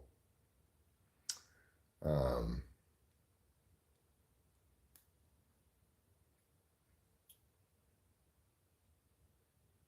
Middle school, I don't remember liking a whole lot about it, but I don't remember. I have a lot of vivid memories of crazy shit that went down. Some of it involving me, some of it not. Again, poorly supervised children back when I was raised, very poorly supervised, and very abusive towards one another often. But I don't like feel traumatized by anything that happened in middle school. Really, um, I don't have painful memories or stuff like that. I just remember it as a weird time when a weird and dangerous time. Like, school was a dangerous place to go. And actually, you're going to get physically hurt, but, there's a lot of bullying going on. And like, I got into a fight when this one kid was trying to bully me by standing in front of my locker. He did it for a couple of days in a row. That's a mistake because, like, when he did it for the third day, at that point I had time to think about it and had a plan. He was also like younger and smaller than me, so I don't know what the fuck he was thinking. Anyway, but the one time he did it, I just reached out and grabbed his throat and started choking him. And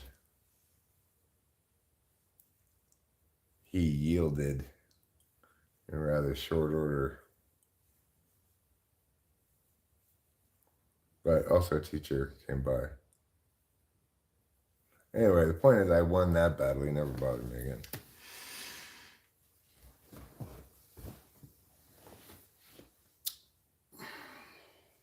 But, like, as an adult, my perspective on school is in the contemporary milieu, it's fucking horrible. It's a horrible rights violation, Holocaust, youth prison camp nightmare of disastrous proportions. Teachers are terrible. Classroom teaching is deprecated as a modality. And there's just infinite better ways to learn things than our current system. My bong is not that hot. It's homely. It didn't start out homely, but now it's a little homely. It's very clogged with resin.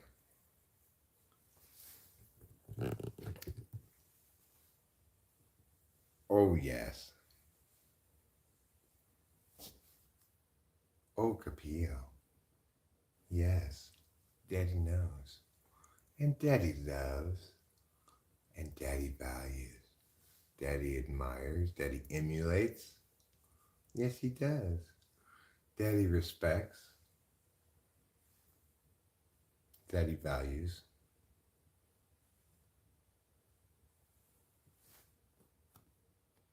Daddy lionizes.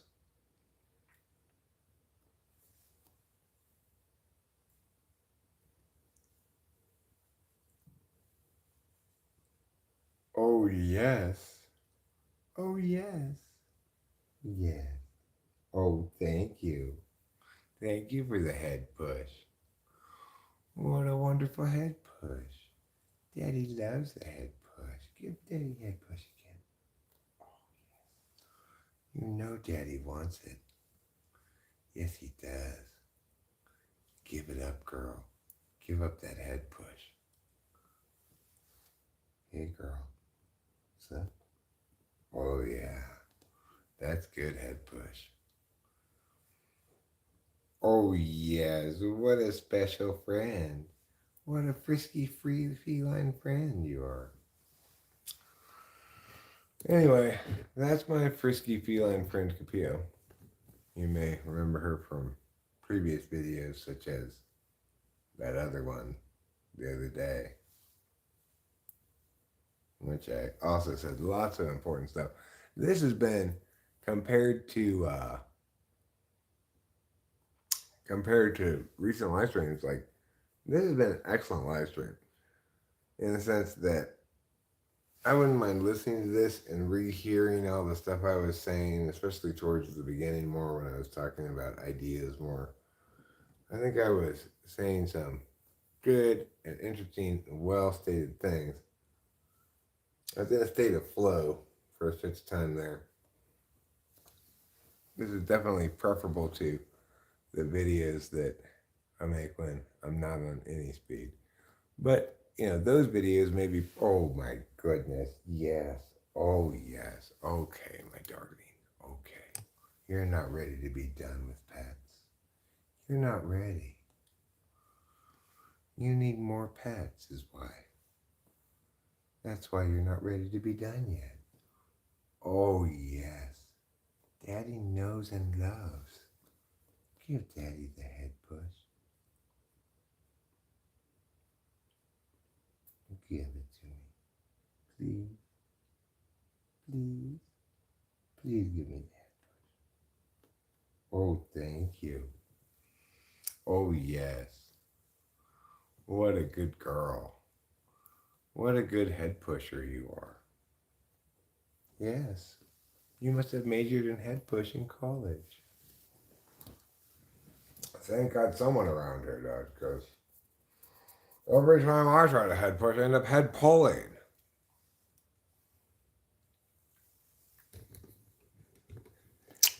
Okay, that was not true. That was a lie. I know how to head push just fine. Oh yes. Oh yes, I do. Oh yes. This is your close up, Capillo. Get ready to be a star. Yes. That's a real close up. Probably a little too close. Oh yes. Yes. Everybody is constantly being re-astonished by your beauty, your glory, and your majesty. Yes, because you're so majestic, glorious, and beautiful. And you contain so many panaceas for the world's problems within your heart.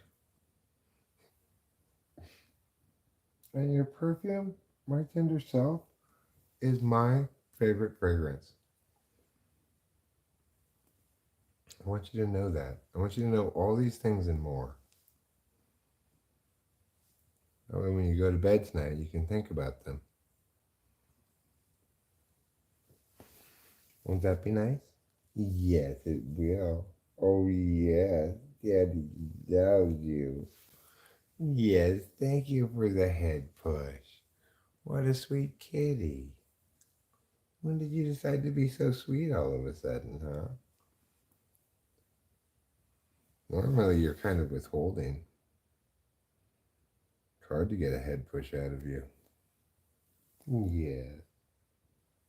Yeah. Oh, yes. You're giving it out like it's Christmas Day today, huh?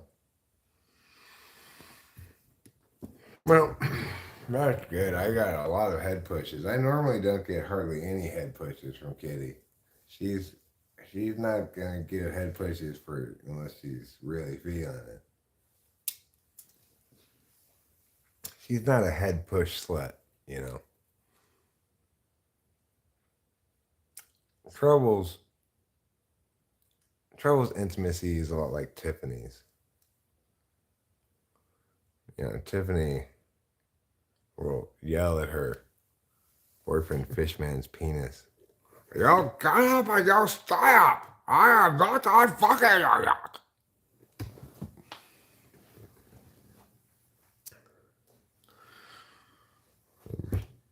Fishman will say, my name's Perry, Tiffany. I'm tired. Shut up, Fishman. God. Haven't you ever had sex before? Oh, yeah, Tiffany. We had sex for 4 hours yesterday, too. Well, then you should make yourself by now. Okay. Perry's a little bit whipped. At least I remembered his name. I was thinking about the other day, I could not remember what Fishman's actual name was. Tiffany's got me so brainwashed.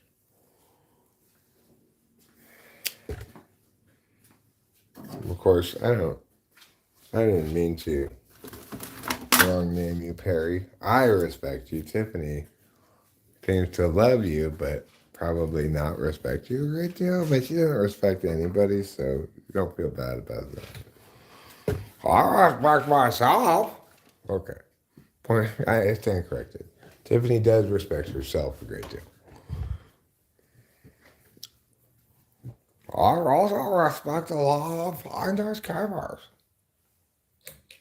Well, only when you find things, Tiffany. That belong to me. Yeah, right. Gotcha. What did I go in there for? I went in there for a beverage, but failed to acquire one. Well, how am I going to remedy this failure? I also see I've got some dishware and you put in the sink. And probably pour out a little bit of leftovers here into the trash can first. Maybe I'll do that and raise the trash can and take the trash can out to the trash can. The trash is pretty full at this point. It needs to go out anyway. Got a couple other things to take out to the trash. Might as well do that. Okay, let's do that. So, first, before I even get a beverage, I'm going to put this dirty dish here in the sink and put some water in it. Why? Well, water helps the dirty parts detach from the cup. That's the best explanation I can come up with. Now, trash that needs to go out to the trash cans outside.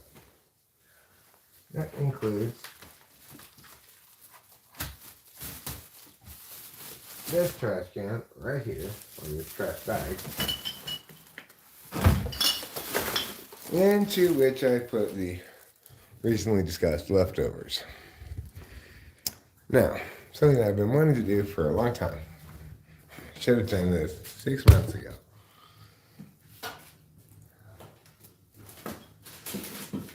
This trash can that came with the house has gross stuff on the inside of it. I should have thrown it away immediately. But I'm ready to finally throw it away now. Replace it with a temporary bucket kind of a thing for a trash can until I get another little trash can. So now we're in the garage again. You may remember being in here from before.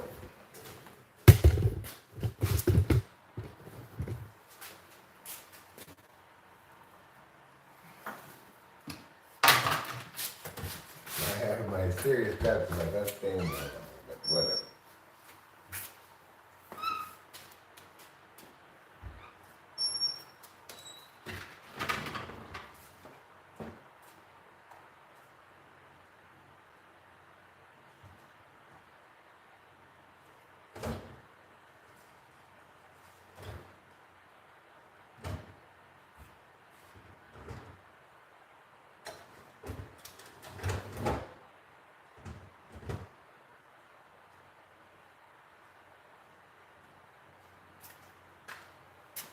And that was kind of loud out there. I didn't want it to be that loud, but oops. Got a little loud. Okay, now that I've taken that trash out, what I want to do is get one of these as a temporary trash can for that bathroom. One of these buckets. And then I'm going to get a replacement trash bag for the trash bag I took out from inside. And a trash bag for this. This is big enough that I think I'll put a regular trash bag in. So that's going to require not one, but 2 trash bags. One for this thing.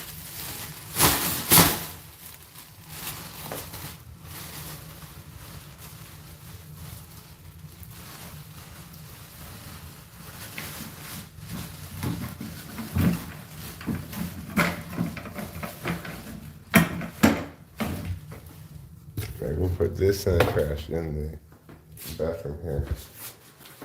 And our new not gross bathroom trash can. And now we'll go back in here and we'll put this trash can into this trash bag into this trash can over here.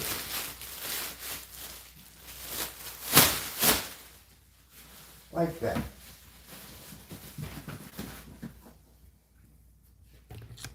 So, we've accomplished a lot,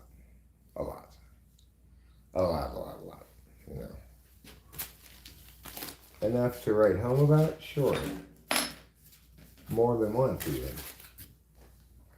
I'm going to pick up some additional pieces of unnecessary trashages.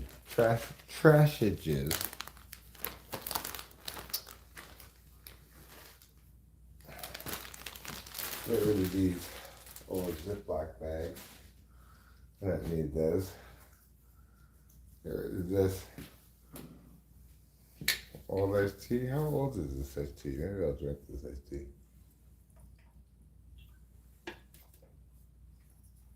That seems fun. Get rid of regular old beer.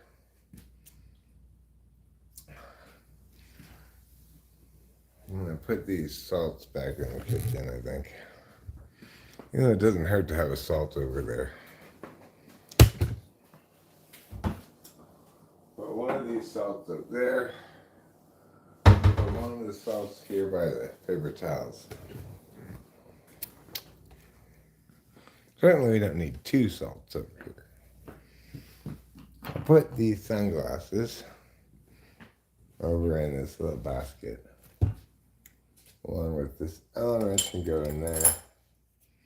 This thing's for the telescope. I don't really know if I need to save this piece or not. I think it was like a insert that you remove and throw away, but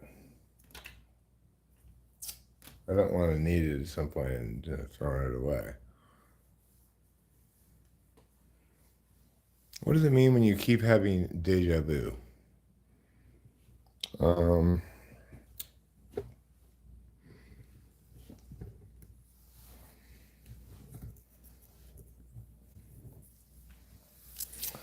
I think it means that, like, your SI records meow, meow, meow. And depending on where it is, it fills in more or less of the spaces in between with NE. So, if a new experience triggers meow, meow, and meow, even if it differs in the middle parts, your SI is not going to necessarily remember that. And it's going to seem like the exact same experience. It also happens because people say the same words a lot. So, if somebody says to you, boy, I gotta look into that muggity meow, as they're turning left at some place, then later on, they're turning left at a similar looking place, not exactly the same place, because if it were exactly the same place, you'd realize they were just repeating themselves. A similar looking place, turning left, says the same thing, because people say the same thing more than once. And you go, I've heard this scene has happened before. I'm sure of it. We were turning left. It looked just like this. You said exactly that. And your friend goes, we've never been here before. That's probably how deja vu happens.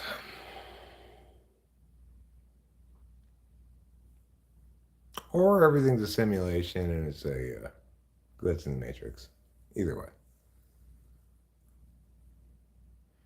6 of one, half dozen another, as they say.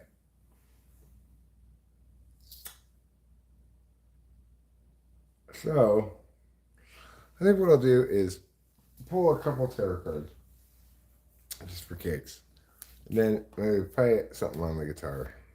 Here's the first tarot card. It is the card for the stream. Tower card.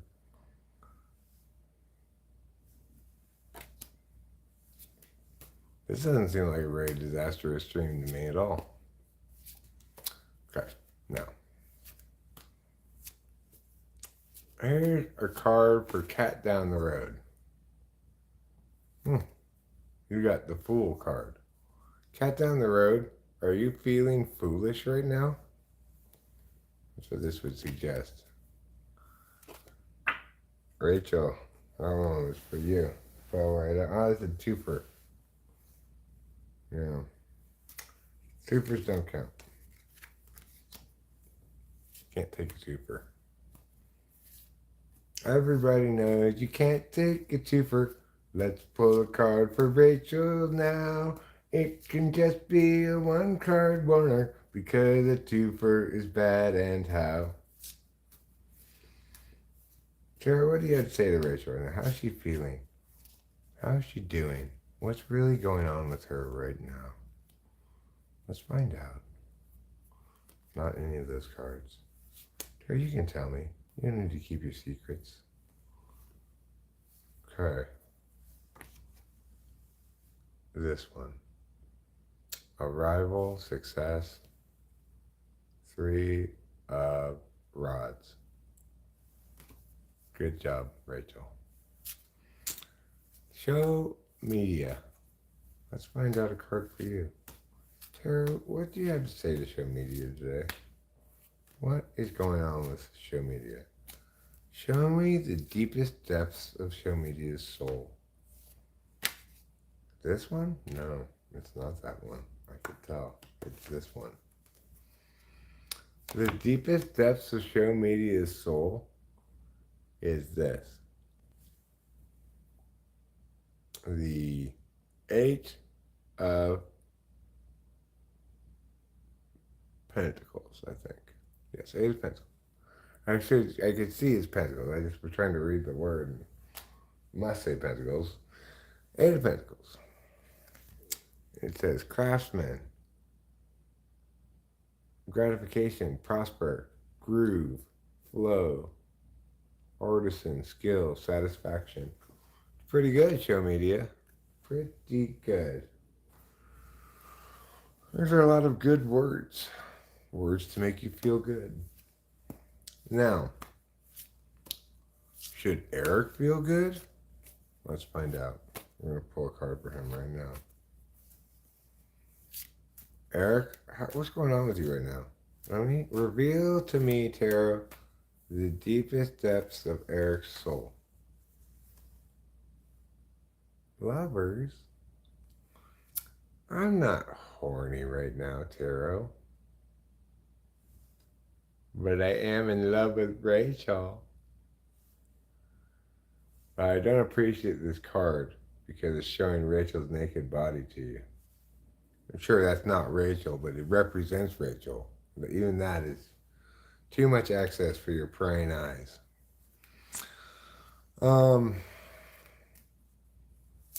Let's see, who else we're going to pull a card for? Let's pull a card for Johnny. Oh, he got the same one Rachel got. Right? You got this one too? Yeah. I think so. Maybe it was a different one. No, Three of Rods. Yeah, it was the same one. Now, let's pull a card for, let's see. How about for our drive tomorrow? Let's pull a card for that, for our drive tomorrow. I'm guessing we should leave about 11:30. But 12 will be fine if we actually left right at 12. Because, yeah, it says 4 hours. We're going to stop a couple times. What is this? We keep getting bad cards for this trip.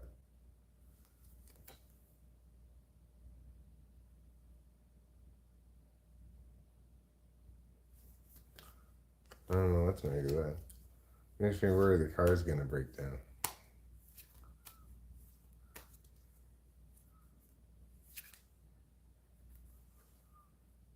Let's see. Okay.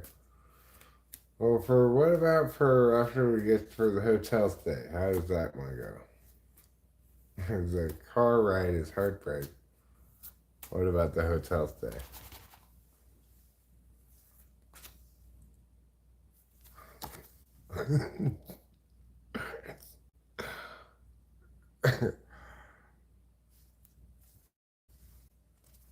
Okay. What about the show itself?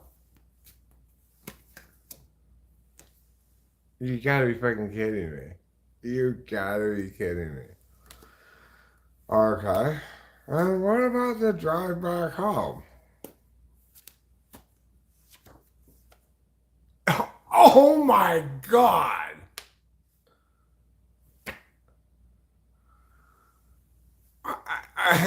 I mean, I shuffled it. I pulled a card as the same card.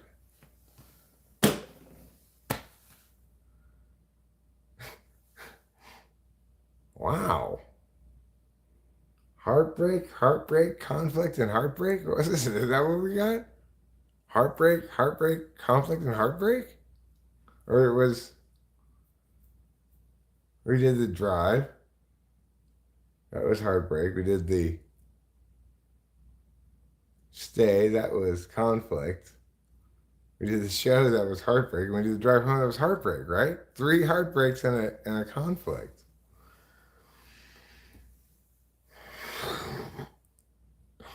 Well, uh,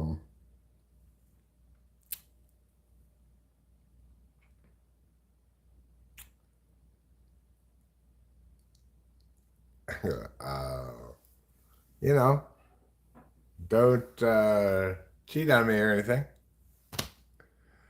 I can't imagine how a, a pleasant trip to San Luis Obispo could end in so much heartbreak. But I guess there are many possible ways. I'm going to probably, you know what we're going to do is we are going to look at this after our trip, right?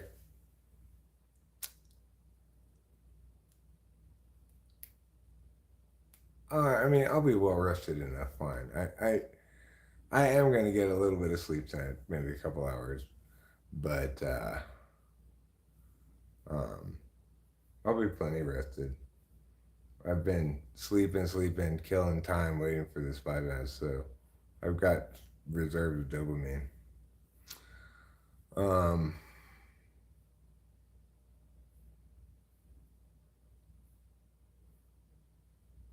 Stabs in the heart of the soul. Well, I hope not. I certainly hope nothing like that will happen.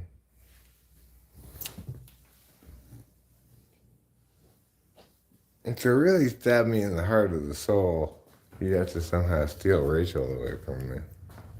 I'd like to think that's not especially possible.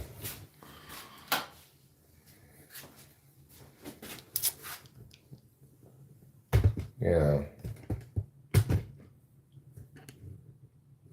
Rachel seems too level-headed to make that kind of mistake.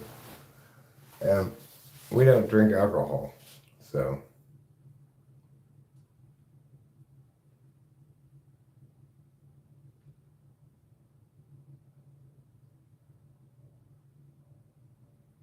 anyway, we'll evaluate these tarot cards after we get back, and we'll see if they just said nothing informative at all, or if they were just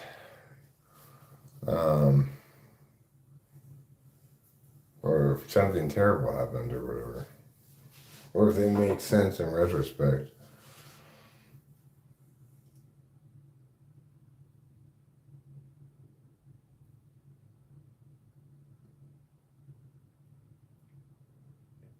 I mean, one plausible thing I could imagine happening would be, he cancels that night's show for some reason. That would suck ass.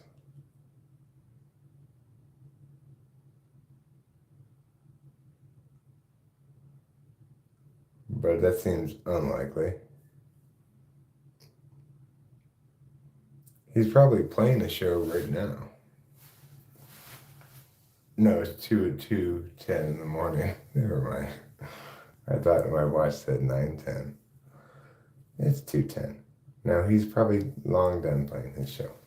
But I believe he played a show tonight at 9 o'clock in Santa Cruz, which is about 4 hours from San Luis Obispo. Maybe a little less. Maybe 3 hours. Because you're already on 101. But, yeah, San Luis Obispo is about halfway from LA to Santa Cruz driving time, which was about 6 hours. I went to school in Santa Cruz, so, college, I mean.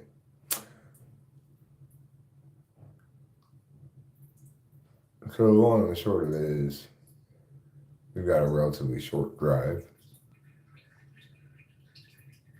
but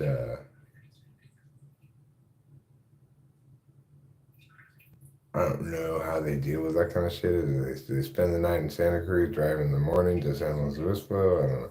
Who knows how they handle that kind of stuff, but one could conceive of Johnny's tour bus crashing and them having to cancel the show, something like that. Um,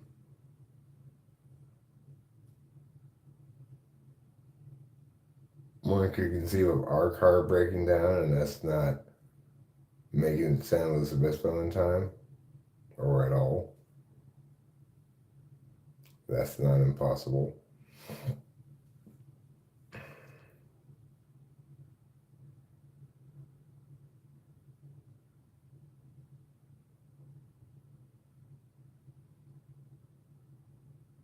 But, I'm not an ESTJ. I'm not here to idiot out everything that could possibly go wrong just because the tarot card said heartache 3 times. Heartbreak or whatever it said. Fuck you, tarot. I'm not gonna have 3 of Swords time. I'm gonna have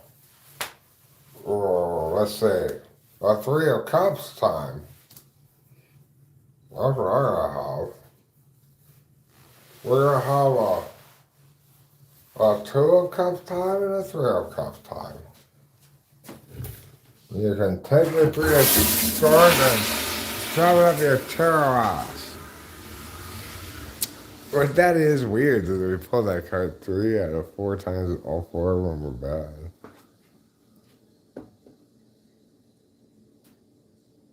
He's doing a show I think he's doing a show in Vegas the day after San Luis Obispo.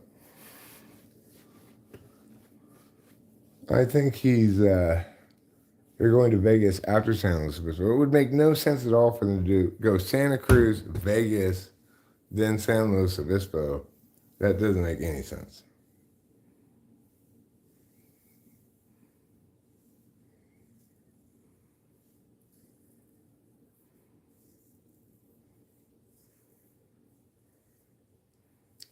The idea that he would be doing a show in Vegas early tomorrow sometime and then a show in San Luis Obispo tomorrow night, that would be insane.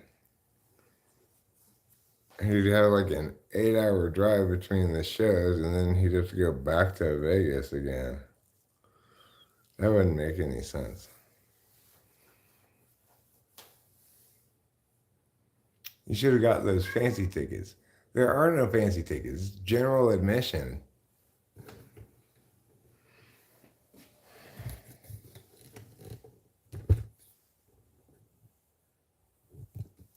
So we'll just have to generally admit ourselves.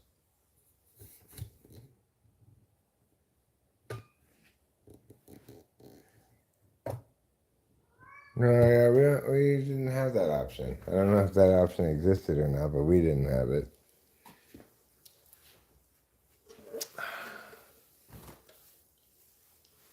If they'd said you like to buy a backstage pass or whatever for $100, I would have been like, fuck yeah. If it had been like $1,000, I would have been like, no.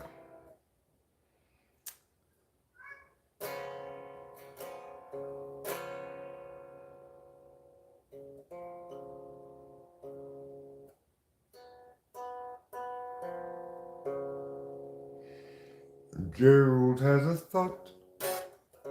Gerald has a lot. Gerald has a plot to get the margarine's tater tots. He's got a good idea for a name-changing business. Thinking now about what to call Christmas when they hire his firm to change that name. Gerald always thought there'd be chance enough to return to the work left rough. He'd get back to it eventually, but his visions piled up and his plans would interrupt all the work that started off so hopefully. And now his mind is back on his business, thinking of changing factless to listless, so how all the people will change his name. And Gerald knows he understands ever more clearly now. He won't provide explanation regarding the why or the how. He'll see you and know you from inside your heart. Exciting, delighting, Gerald plays his part.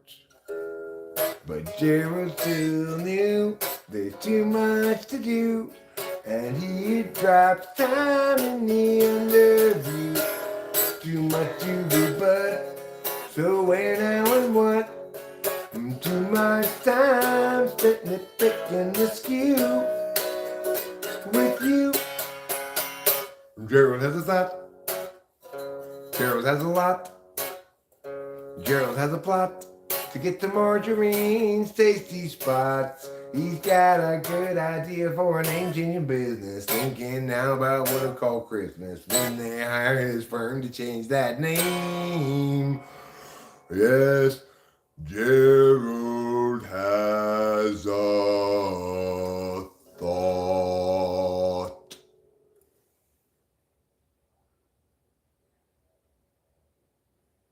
That was pretty good. That was pretty good, like shitty wood. Which, of course, is pretty good. Needless to say.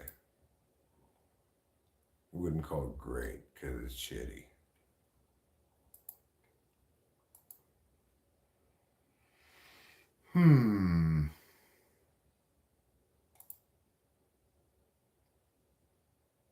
Set list, Bobette list.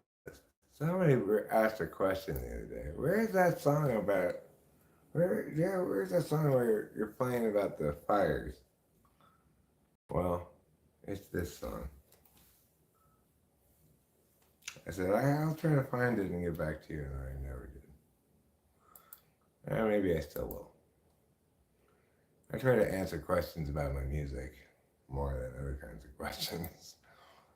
I care more about those. So if you're nice enough to listen to my song or care about it, then you deserve a little bit more answer than most people.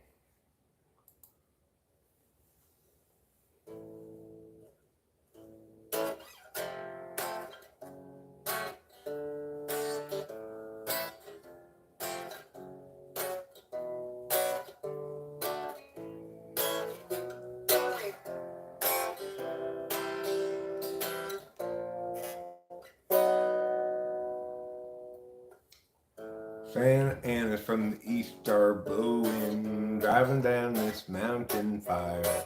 So Lanta and Grana had best be going. Grant and Lana. Not Lanta and Grana. Lanta and Grana? Who's there? What couple is named Lanta and Grana? Nobody. Santa Anna's from the east are blowing, driving on this mountain fire. So Grant and Lana had best be going. They'd cut it down to the wire. Everywhere apocalypse hung heavy, and the truck was piling with ash. Lana got the dogs in the Chevy, and Grant counted out their petty cash.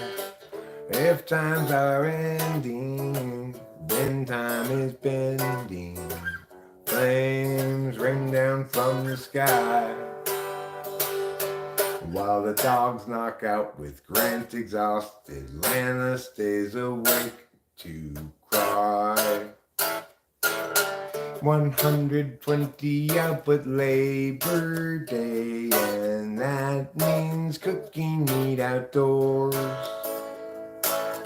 Guy got distracted and fire got away. Now from Bradford to Arcadia, they curse his name. Fire chased them west and down the incline till they reached the foothills below. Found a room cheap for the night online. At least now they had someplace to go. Tomorrow they'd evaluate their options now that their life had burned away. Alana's sister has a place in Laughlin. Wasn't really any more to say. If times are ending, then time is bending. Flames rain down from the sky, while the dogs knock out with Grant exhausted. Lana stays awake to cry. While the dogs knock out with Grant exhausted. Lana stays awake to cry. So it's supposed to be a C minor the last time for some reason. I don't know why I put that. Just let it be a C major, Eric. What are you doing? What are you doing? I don't know either. You silly boy. Eric, you really are a silly boy. That's true. You've always been a silly boy. You'll probably always be a silly boy. Maybe it's just something none of us can change about ourselves. For example, our degree of silliness, our sex and race. Oh, wait, hold on, wait. Yeah, that's right. I think, wait. If Jesus was people but absent of sin, he must then have struggled with regular men and women, of course. When they too were present, disciples all warily eyeing the lesson. If people were Jesus, they'd know as they think, and everyone's work would be true. And feelings once spoken would sit where they sink, and we'd all know just what to do. But people aren't Jesus once they're betrayed. The easy believing forever is lost. Maybe naivete is not to be saved, but the wise pay a terrible cost.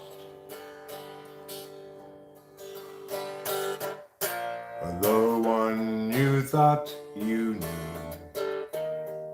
acts like you never have met. The life you made for two has faded into regret. There's no one unshaken, we all have been shook, but being forsaken don't mean you forsook. Where the past we've been hung out to dry, we'll find them at last if we're willing to try. People aren't Jesus once they're betrayed. The easy believing forever is lost. Maybe naivete is not to be saved, but the wise pay a terrible cost. Yeah, baby, naivete is not to be saved, but the wise pay a terrible cost. It's a little high for me, or a little low for me. It's not in the right spot, but it's a good song. It's a really good song, you know. I do have some really good songs. You know, I may not be a super genius, but I managed to punch out a few cracking numbers. This is hard to sing. Probably not worth playing by myself, but maybe I'll give it a shot anyway. What's the matter with Chad? What's the matter with Chad? Is he terribly bad? Is he very like Dan, who's a terrible man? Is he sort of like Jill, who can't pay her bill? Or rather like Jack, too stuck on the facts? What's the matter with Sue? Will she know what to do when they bring attitude? Will she show ingenuity? He talks about you whenever we go walking. God damn it, Eric. Why must you constantly fuck up? What's the matter with... What's the matter with Meow? What's the matter with Bryn? She's been living in sin. She's been hanging with Jim, who's looking terribly thin. What's the deal with Frank stealing fish from my tank? He's colluding with you, and they're talking to Lou. What's wrong with the ladies? What's the matter with men? From the feelings of Katie to the coldness of Sven. God damn it. They talk about you whenever we go walking. Paths that lead to better days, paths that lead to lesser days, but still out the overwatered past. And whoever's left, that's still okay.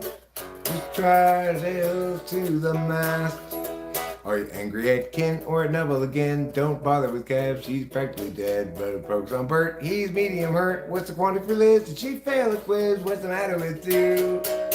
Will she know what to do when they bring attitude? Will she show ingenuity?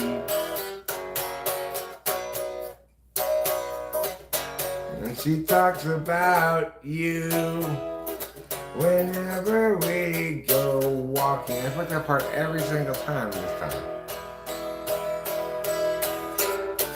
Paths that lead to lesser days still spell out the overwatered past. And whoever is left that's still okay, just tie the sails to the mast. 'Cause each of us has much and bravely sent. Throw up the hands, stiffen the chin. Catastrophe looms heavy overhead again. Time's gone will never be again. Yes, I rhymed again with again in the last two lines of the song. And I played it terribly. So I sang parts of it well, but I played it terribly. There's no denying that fact.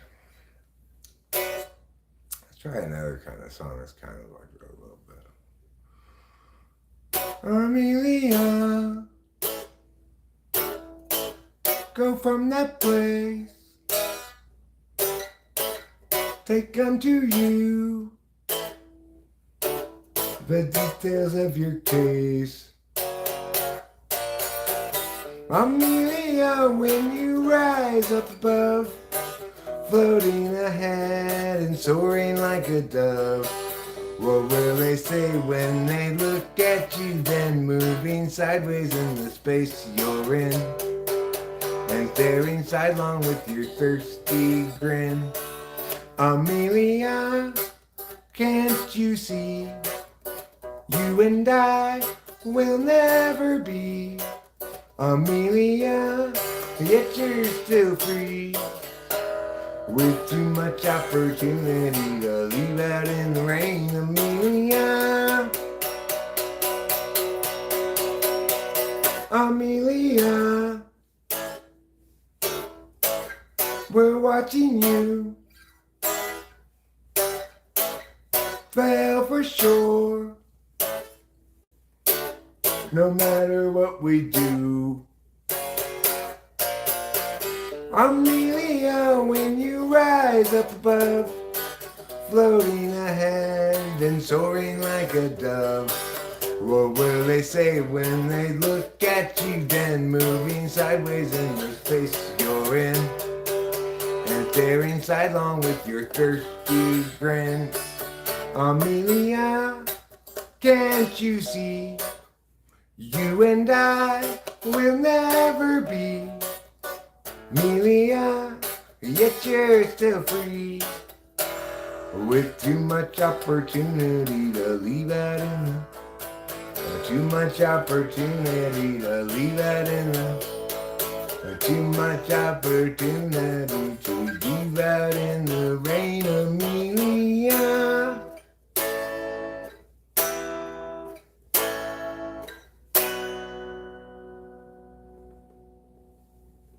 something like that. Something like that. Oh, he came here with her. And what's the big problem that you can't endure?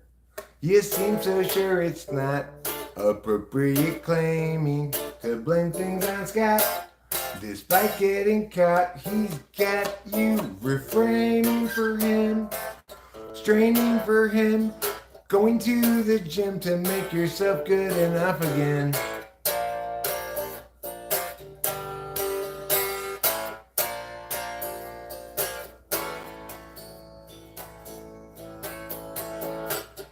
Yeah, you guys both have lost invested. That's not to stay around. And through the years you've both been tested.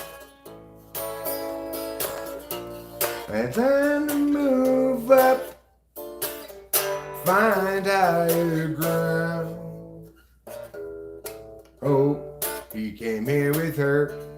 And what's the big problem that you can't endure?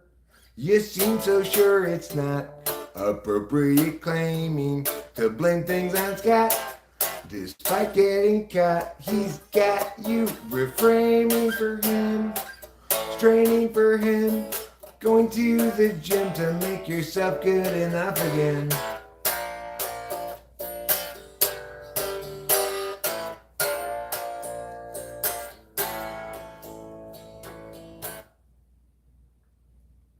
Give up on him. Be done with him. That's what it says. I can't remember the last words. Be done with him. It's not like give up on him, be done with him, you know. You're living on a time frame I will never know.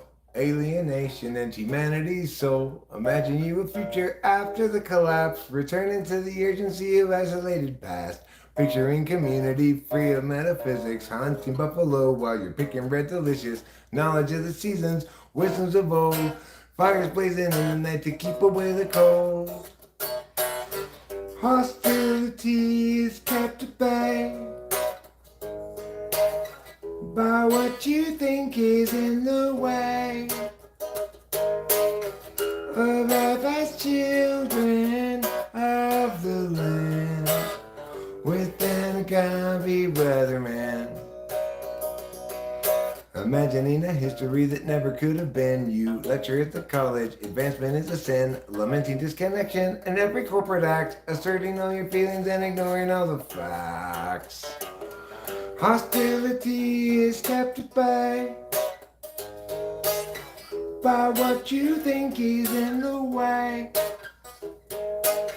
of life as children of the land. With an agave weatherman, you find modernity just so banal. Wish you had been born any time but now, and your experience won't run afoul of exceptions you might allow. You visualize nobility sipping on some port, or tribes of peaceful savages in beautiful comport. But few of history's people ever thusly did cavort, and life was solitary, nasty, brutish, poor, and short. Hostility is kept at bay, hostility is kept at bay by what you think is in the way. What you think is in the way of life as children of the land. With an agave weatherman. With an agave weatherman.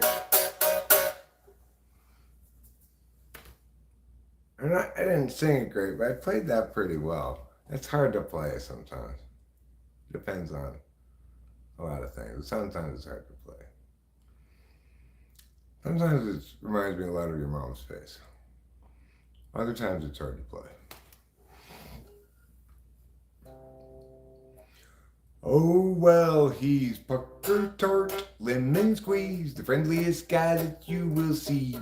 Yes, he wants to be your friend, but he comes from around the bend, and it will be a while till he sees you again. He's pucker tart, lemon squeeze, he's a friend to you and me. He's international delights, favorite go-to right-hand guy. He's international like him and also busy like his friend, the beaver bee, busiest creature, busy as a bee and busy as a beaver, and so much busier than pucker tart lemon squeeze. But he's pucker tart lemon squeeze, shabba-doo-ba-da-ba-ba-doo-da. Pucker tart lemon squeeze, shabba-doo-ba-day. Yes, he's pucker tart lemon squeeze, shabba-doo-ba-da-ba-ba-doo-da. pucker tart, lemon squeeze, shabba-doo-ba-day. And if you go to visit him for starts, remember to bring something sour or tart. He's not a fan of sugary treats because he's pucker tart. He's not pucker sweet. Yes, he's pucker tart. Lemon squeeze, the friendliest guy that you will see. Yes, he wants to be your friend, but he comes from around the bend, and it will take a while till you see him again. Pucker tart. That was fine. Sometimes I get a little bit sick of my endless mediocrity. But you know, other times I'm like, oh, well, it's better than being completely shitty. Wonderful, wonderful kitty, having wonderful times. Always cleaning yourself, making sure you got clean lines. Wonderful, wonderful kitty, such a fabulous friend. And now your wonderful kitty petting time again. Just let me pet you, don't walk away. It's petting time, and wonderful, wonderful kitty, having wonderful times. Always cleaning yourself, making sure you got clean lines. But your wonderful kitty is a fabulousness I've never encountered before. And I know that I want to pet my kitty some more. Just let me pet you, don't walk away. It's petting time. Hooray! Well, you know, then he just kind of drifted off into mediocrity. That's how I like my sets to go. I like them to start off promising and then just kind of drift off into mediocrity. Well, I guess I'm done now. Everybody left. That's how I prefer my live performances to go. It builds character, I like to say. I mean, I'm really, really into character. I like to build character, I like to build schmaracter, raracter, anything like that. Why are we back outside, Eric? I'll to smoke, of course. Yes, that's right, smoking. Nature's most beautiful cure for the summertime blues. If you're looking for a natural cure to the summertime blues, here you go. All natural tobacco with extra chemicals added. Where did I put my glasses? I just fucking had them. Where could I possibly have put them? I got them specifically to come out here. What happened to them? They're right in front of me. They're right here in front of me. That's what happened to them. These things are the most losable things in history, I tell you, glasses. I need to get another pair of reading glasses because I need multiple pairs because I'm constantly losing them.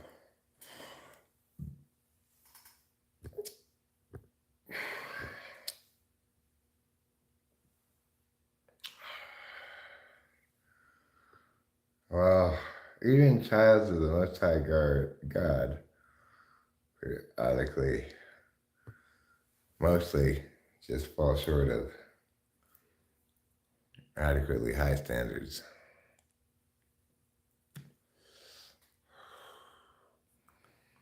Myself included. But thank you for your kind words, everybody. I appreciate your positive regard. It means a lot.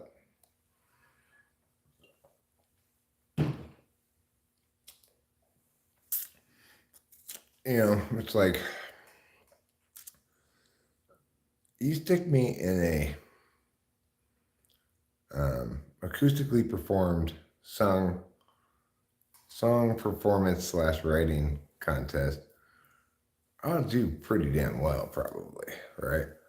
But unfortunately, that's not what people care about at all, and with good cause. They care about good, well-produced tracks that are worth listening to, not just some guy playing a good song on the guitar. Then it's just like, okay, well, if I really think that is a good song, let me just wait for somebody who knows what they're doing to produce it and sing it, I guess,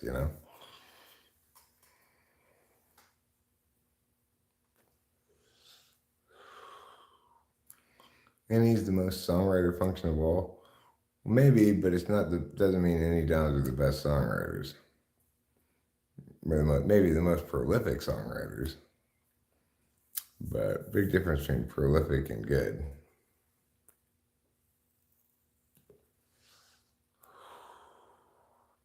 I've become a good songwriter now. I'm a pretty good songwriter, You'll note I haven't written any songs in a long time. My standards are super high. What would you say Gabi Weatherman is really about?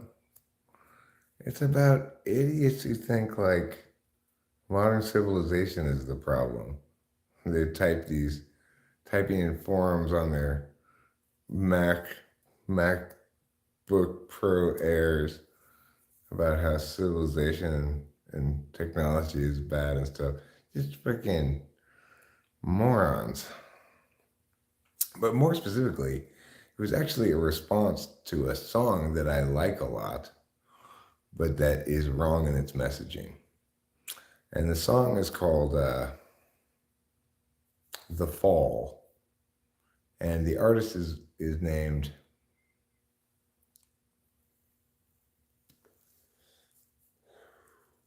I think Red something. It's hard to find. I did eventually find it. You can find it, and I could find it again probably. It took me a long time to remember the name of the song. Once I remembered the name of the song and a couple of lyrics from it, I was able to find it. The lyrics are all about how after the fall of the industrial technological society, then we're going to be back to hunting the buffalo and stuff. And Agave Weatherman, more than anything else, is a response to that song. And I love that song. That song is fantastic. Very obscure song, but really great song that I encountered actually on GarageBand. Not GarageBand, the app that Apple uses to record music. GarageBand, the website that used to exist where people could upload their songs to it and they get into this you go head-to-head competition against other songs. Anyway, I heard that song on GarageBand. Just some random dude independently producing music, And if you put in The Fall in quotes and Hunt the Buffalo in quotes, I bet it would pop up in Google. I'll try it when we get back inside. And I probably wouldn't even get copyrighted for playing that thing, I bet. I don't want to take any chances, really, but that guy's so obscure. I can't imagine. I mean, it's like you can hardly conceive of somebody more obscure than that guy. All right. Let's go see if we can find this song. I'll read the lyrics to it, and then you'll get to see how my song, Agave Weatherman, is a response to that song.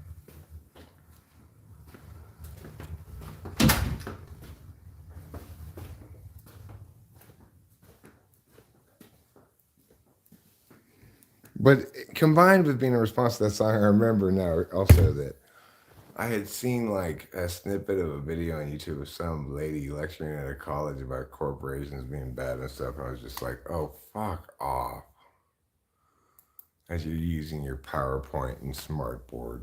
It's like, come on. Have you no shame? The fall.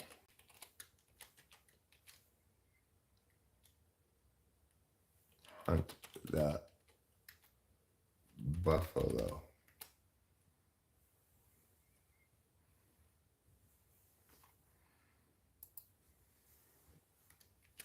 Song.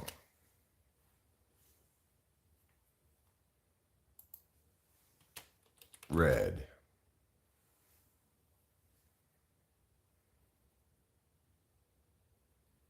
Man, I found this thing before.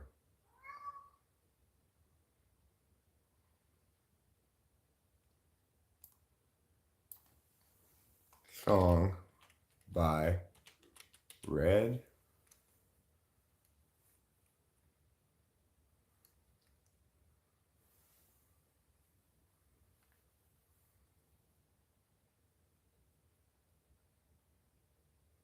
No, not the band, The Fall. It's the song is called The Fall.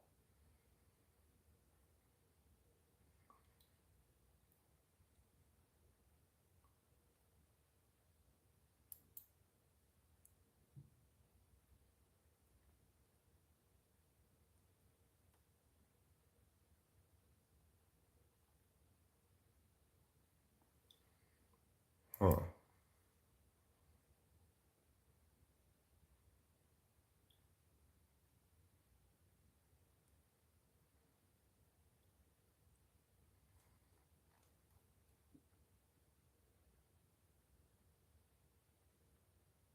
Hmm.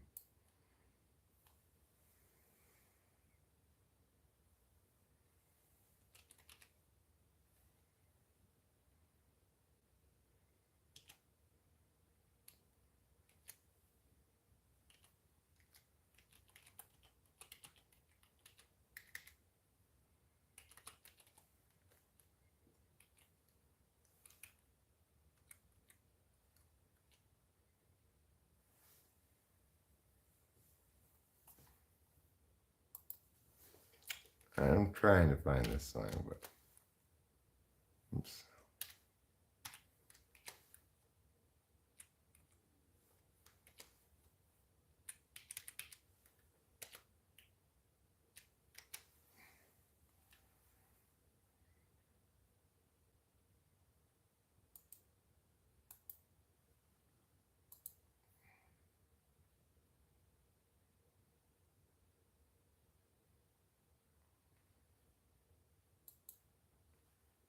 It probably would have been around between 2000 and 2005.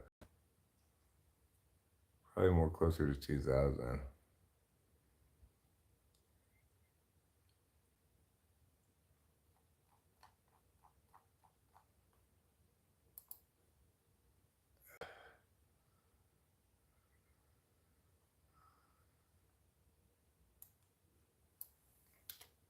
What was that guy's?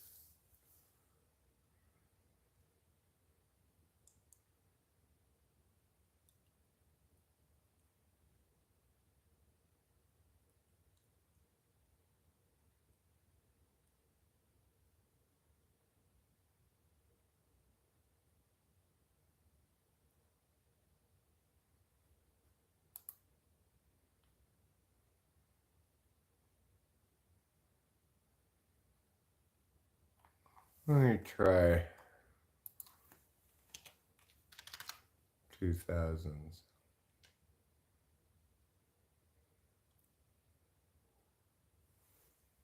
After the fall.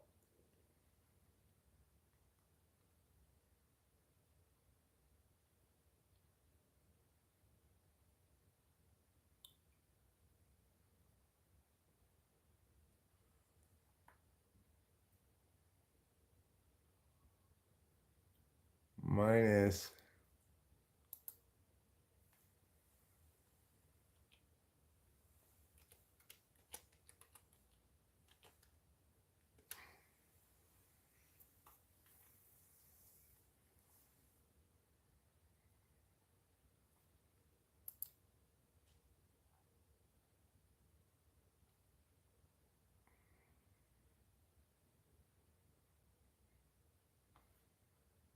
After the fall is it called?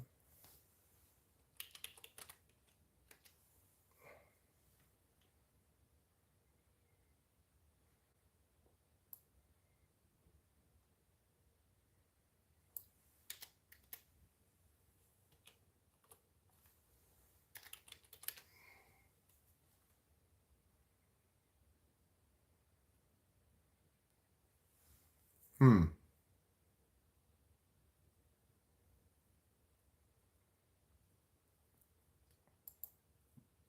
I'm having trouble finding it.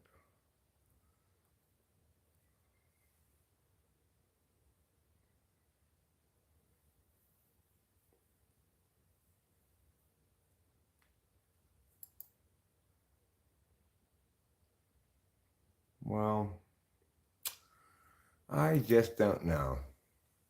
Maybe we'd be better off searching on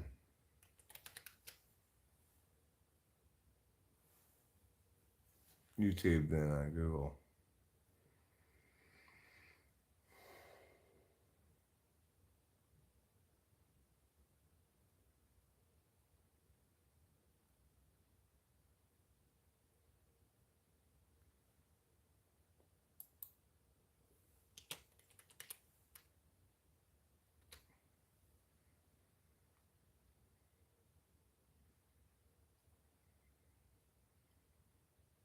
Hmm.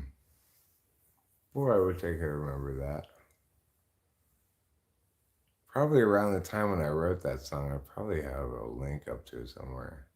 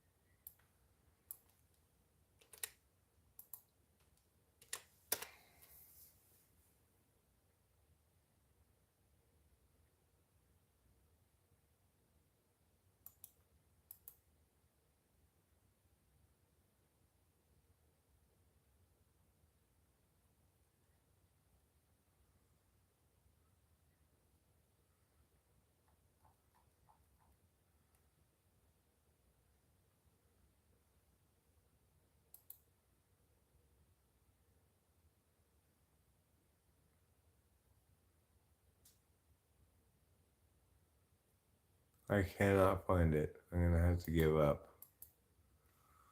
I just can't find it. It's called The Fall, or maybe After the Fall. It's by an artist named Red something, I think. It's probably from the year 2000. It's super obscure. Um, One of the lyrics is I wish I could remember how to sing it, but it's a beautiful song.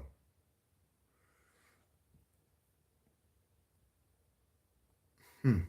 Kind of bug me. I've tried to find this song before because I remembered it from way back when, and and I found it one time before, and then now I can't find it again. So it's like, okay, that's frustrating.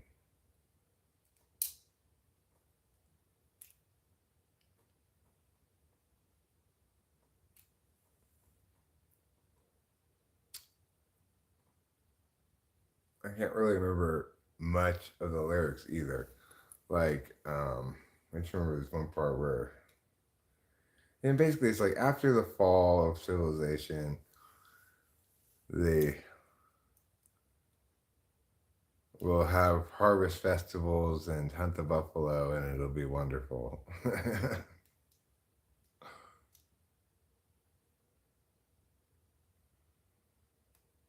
So, yeah. All right, I think I'm gonna wrap this stream up now. I'm gonna try to lie down for a bit, get maybe a little bit of sleep, and or maybe watch a little something before I go lie down for a bit. And I will probably stream again before we leave tomorrow because we don't There's no reason to leave before like noonish. So, see you later. Bye.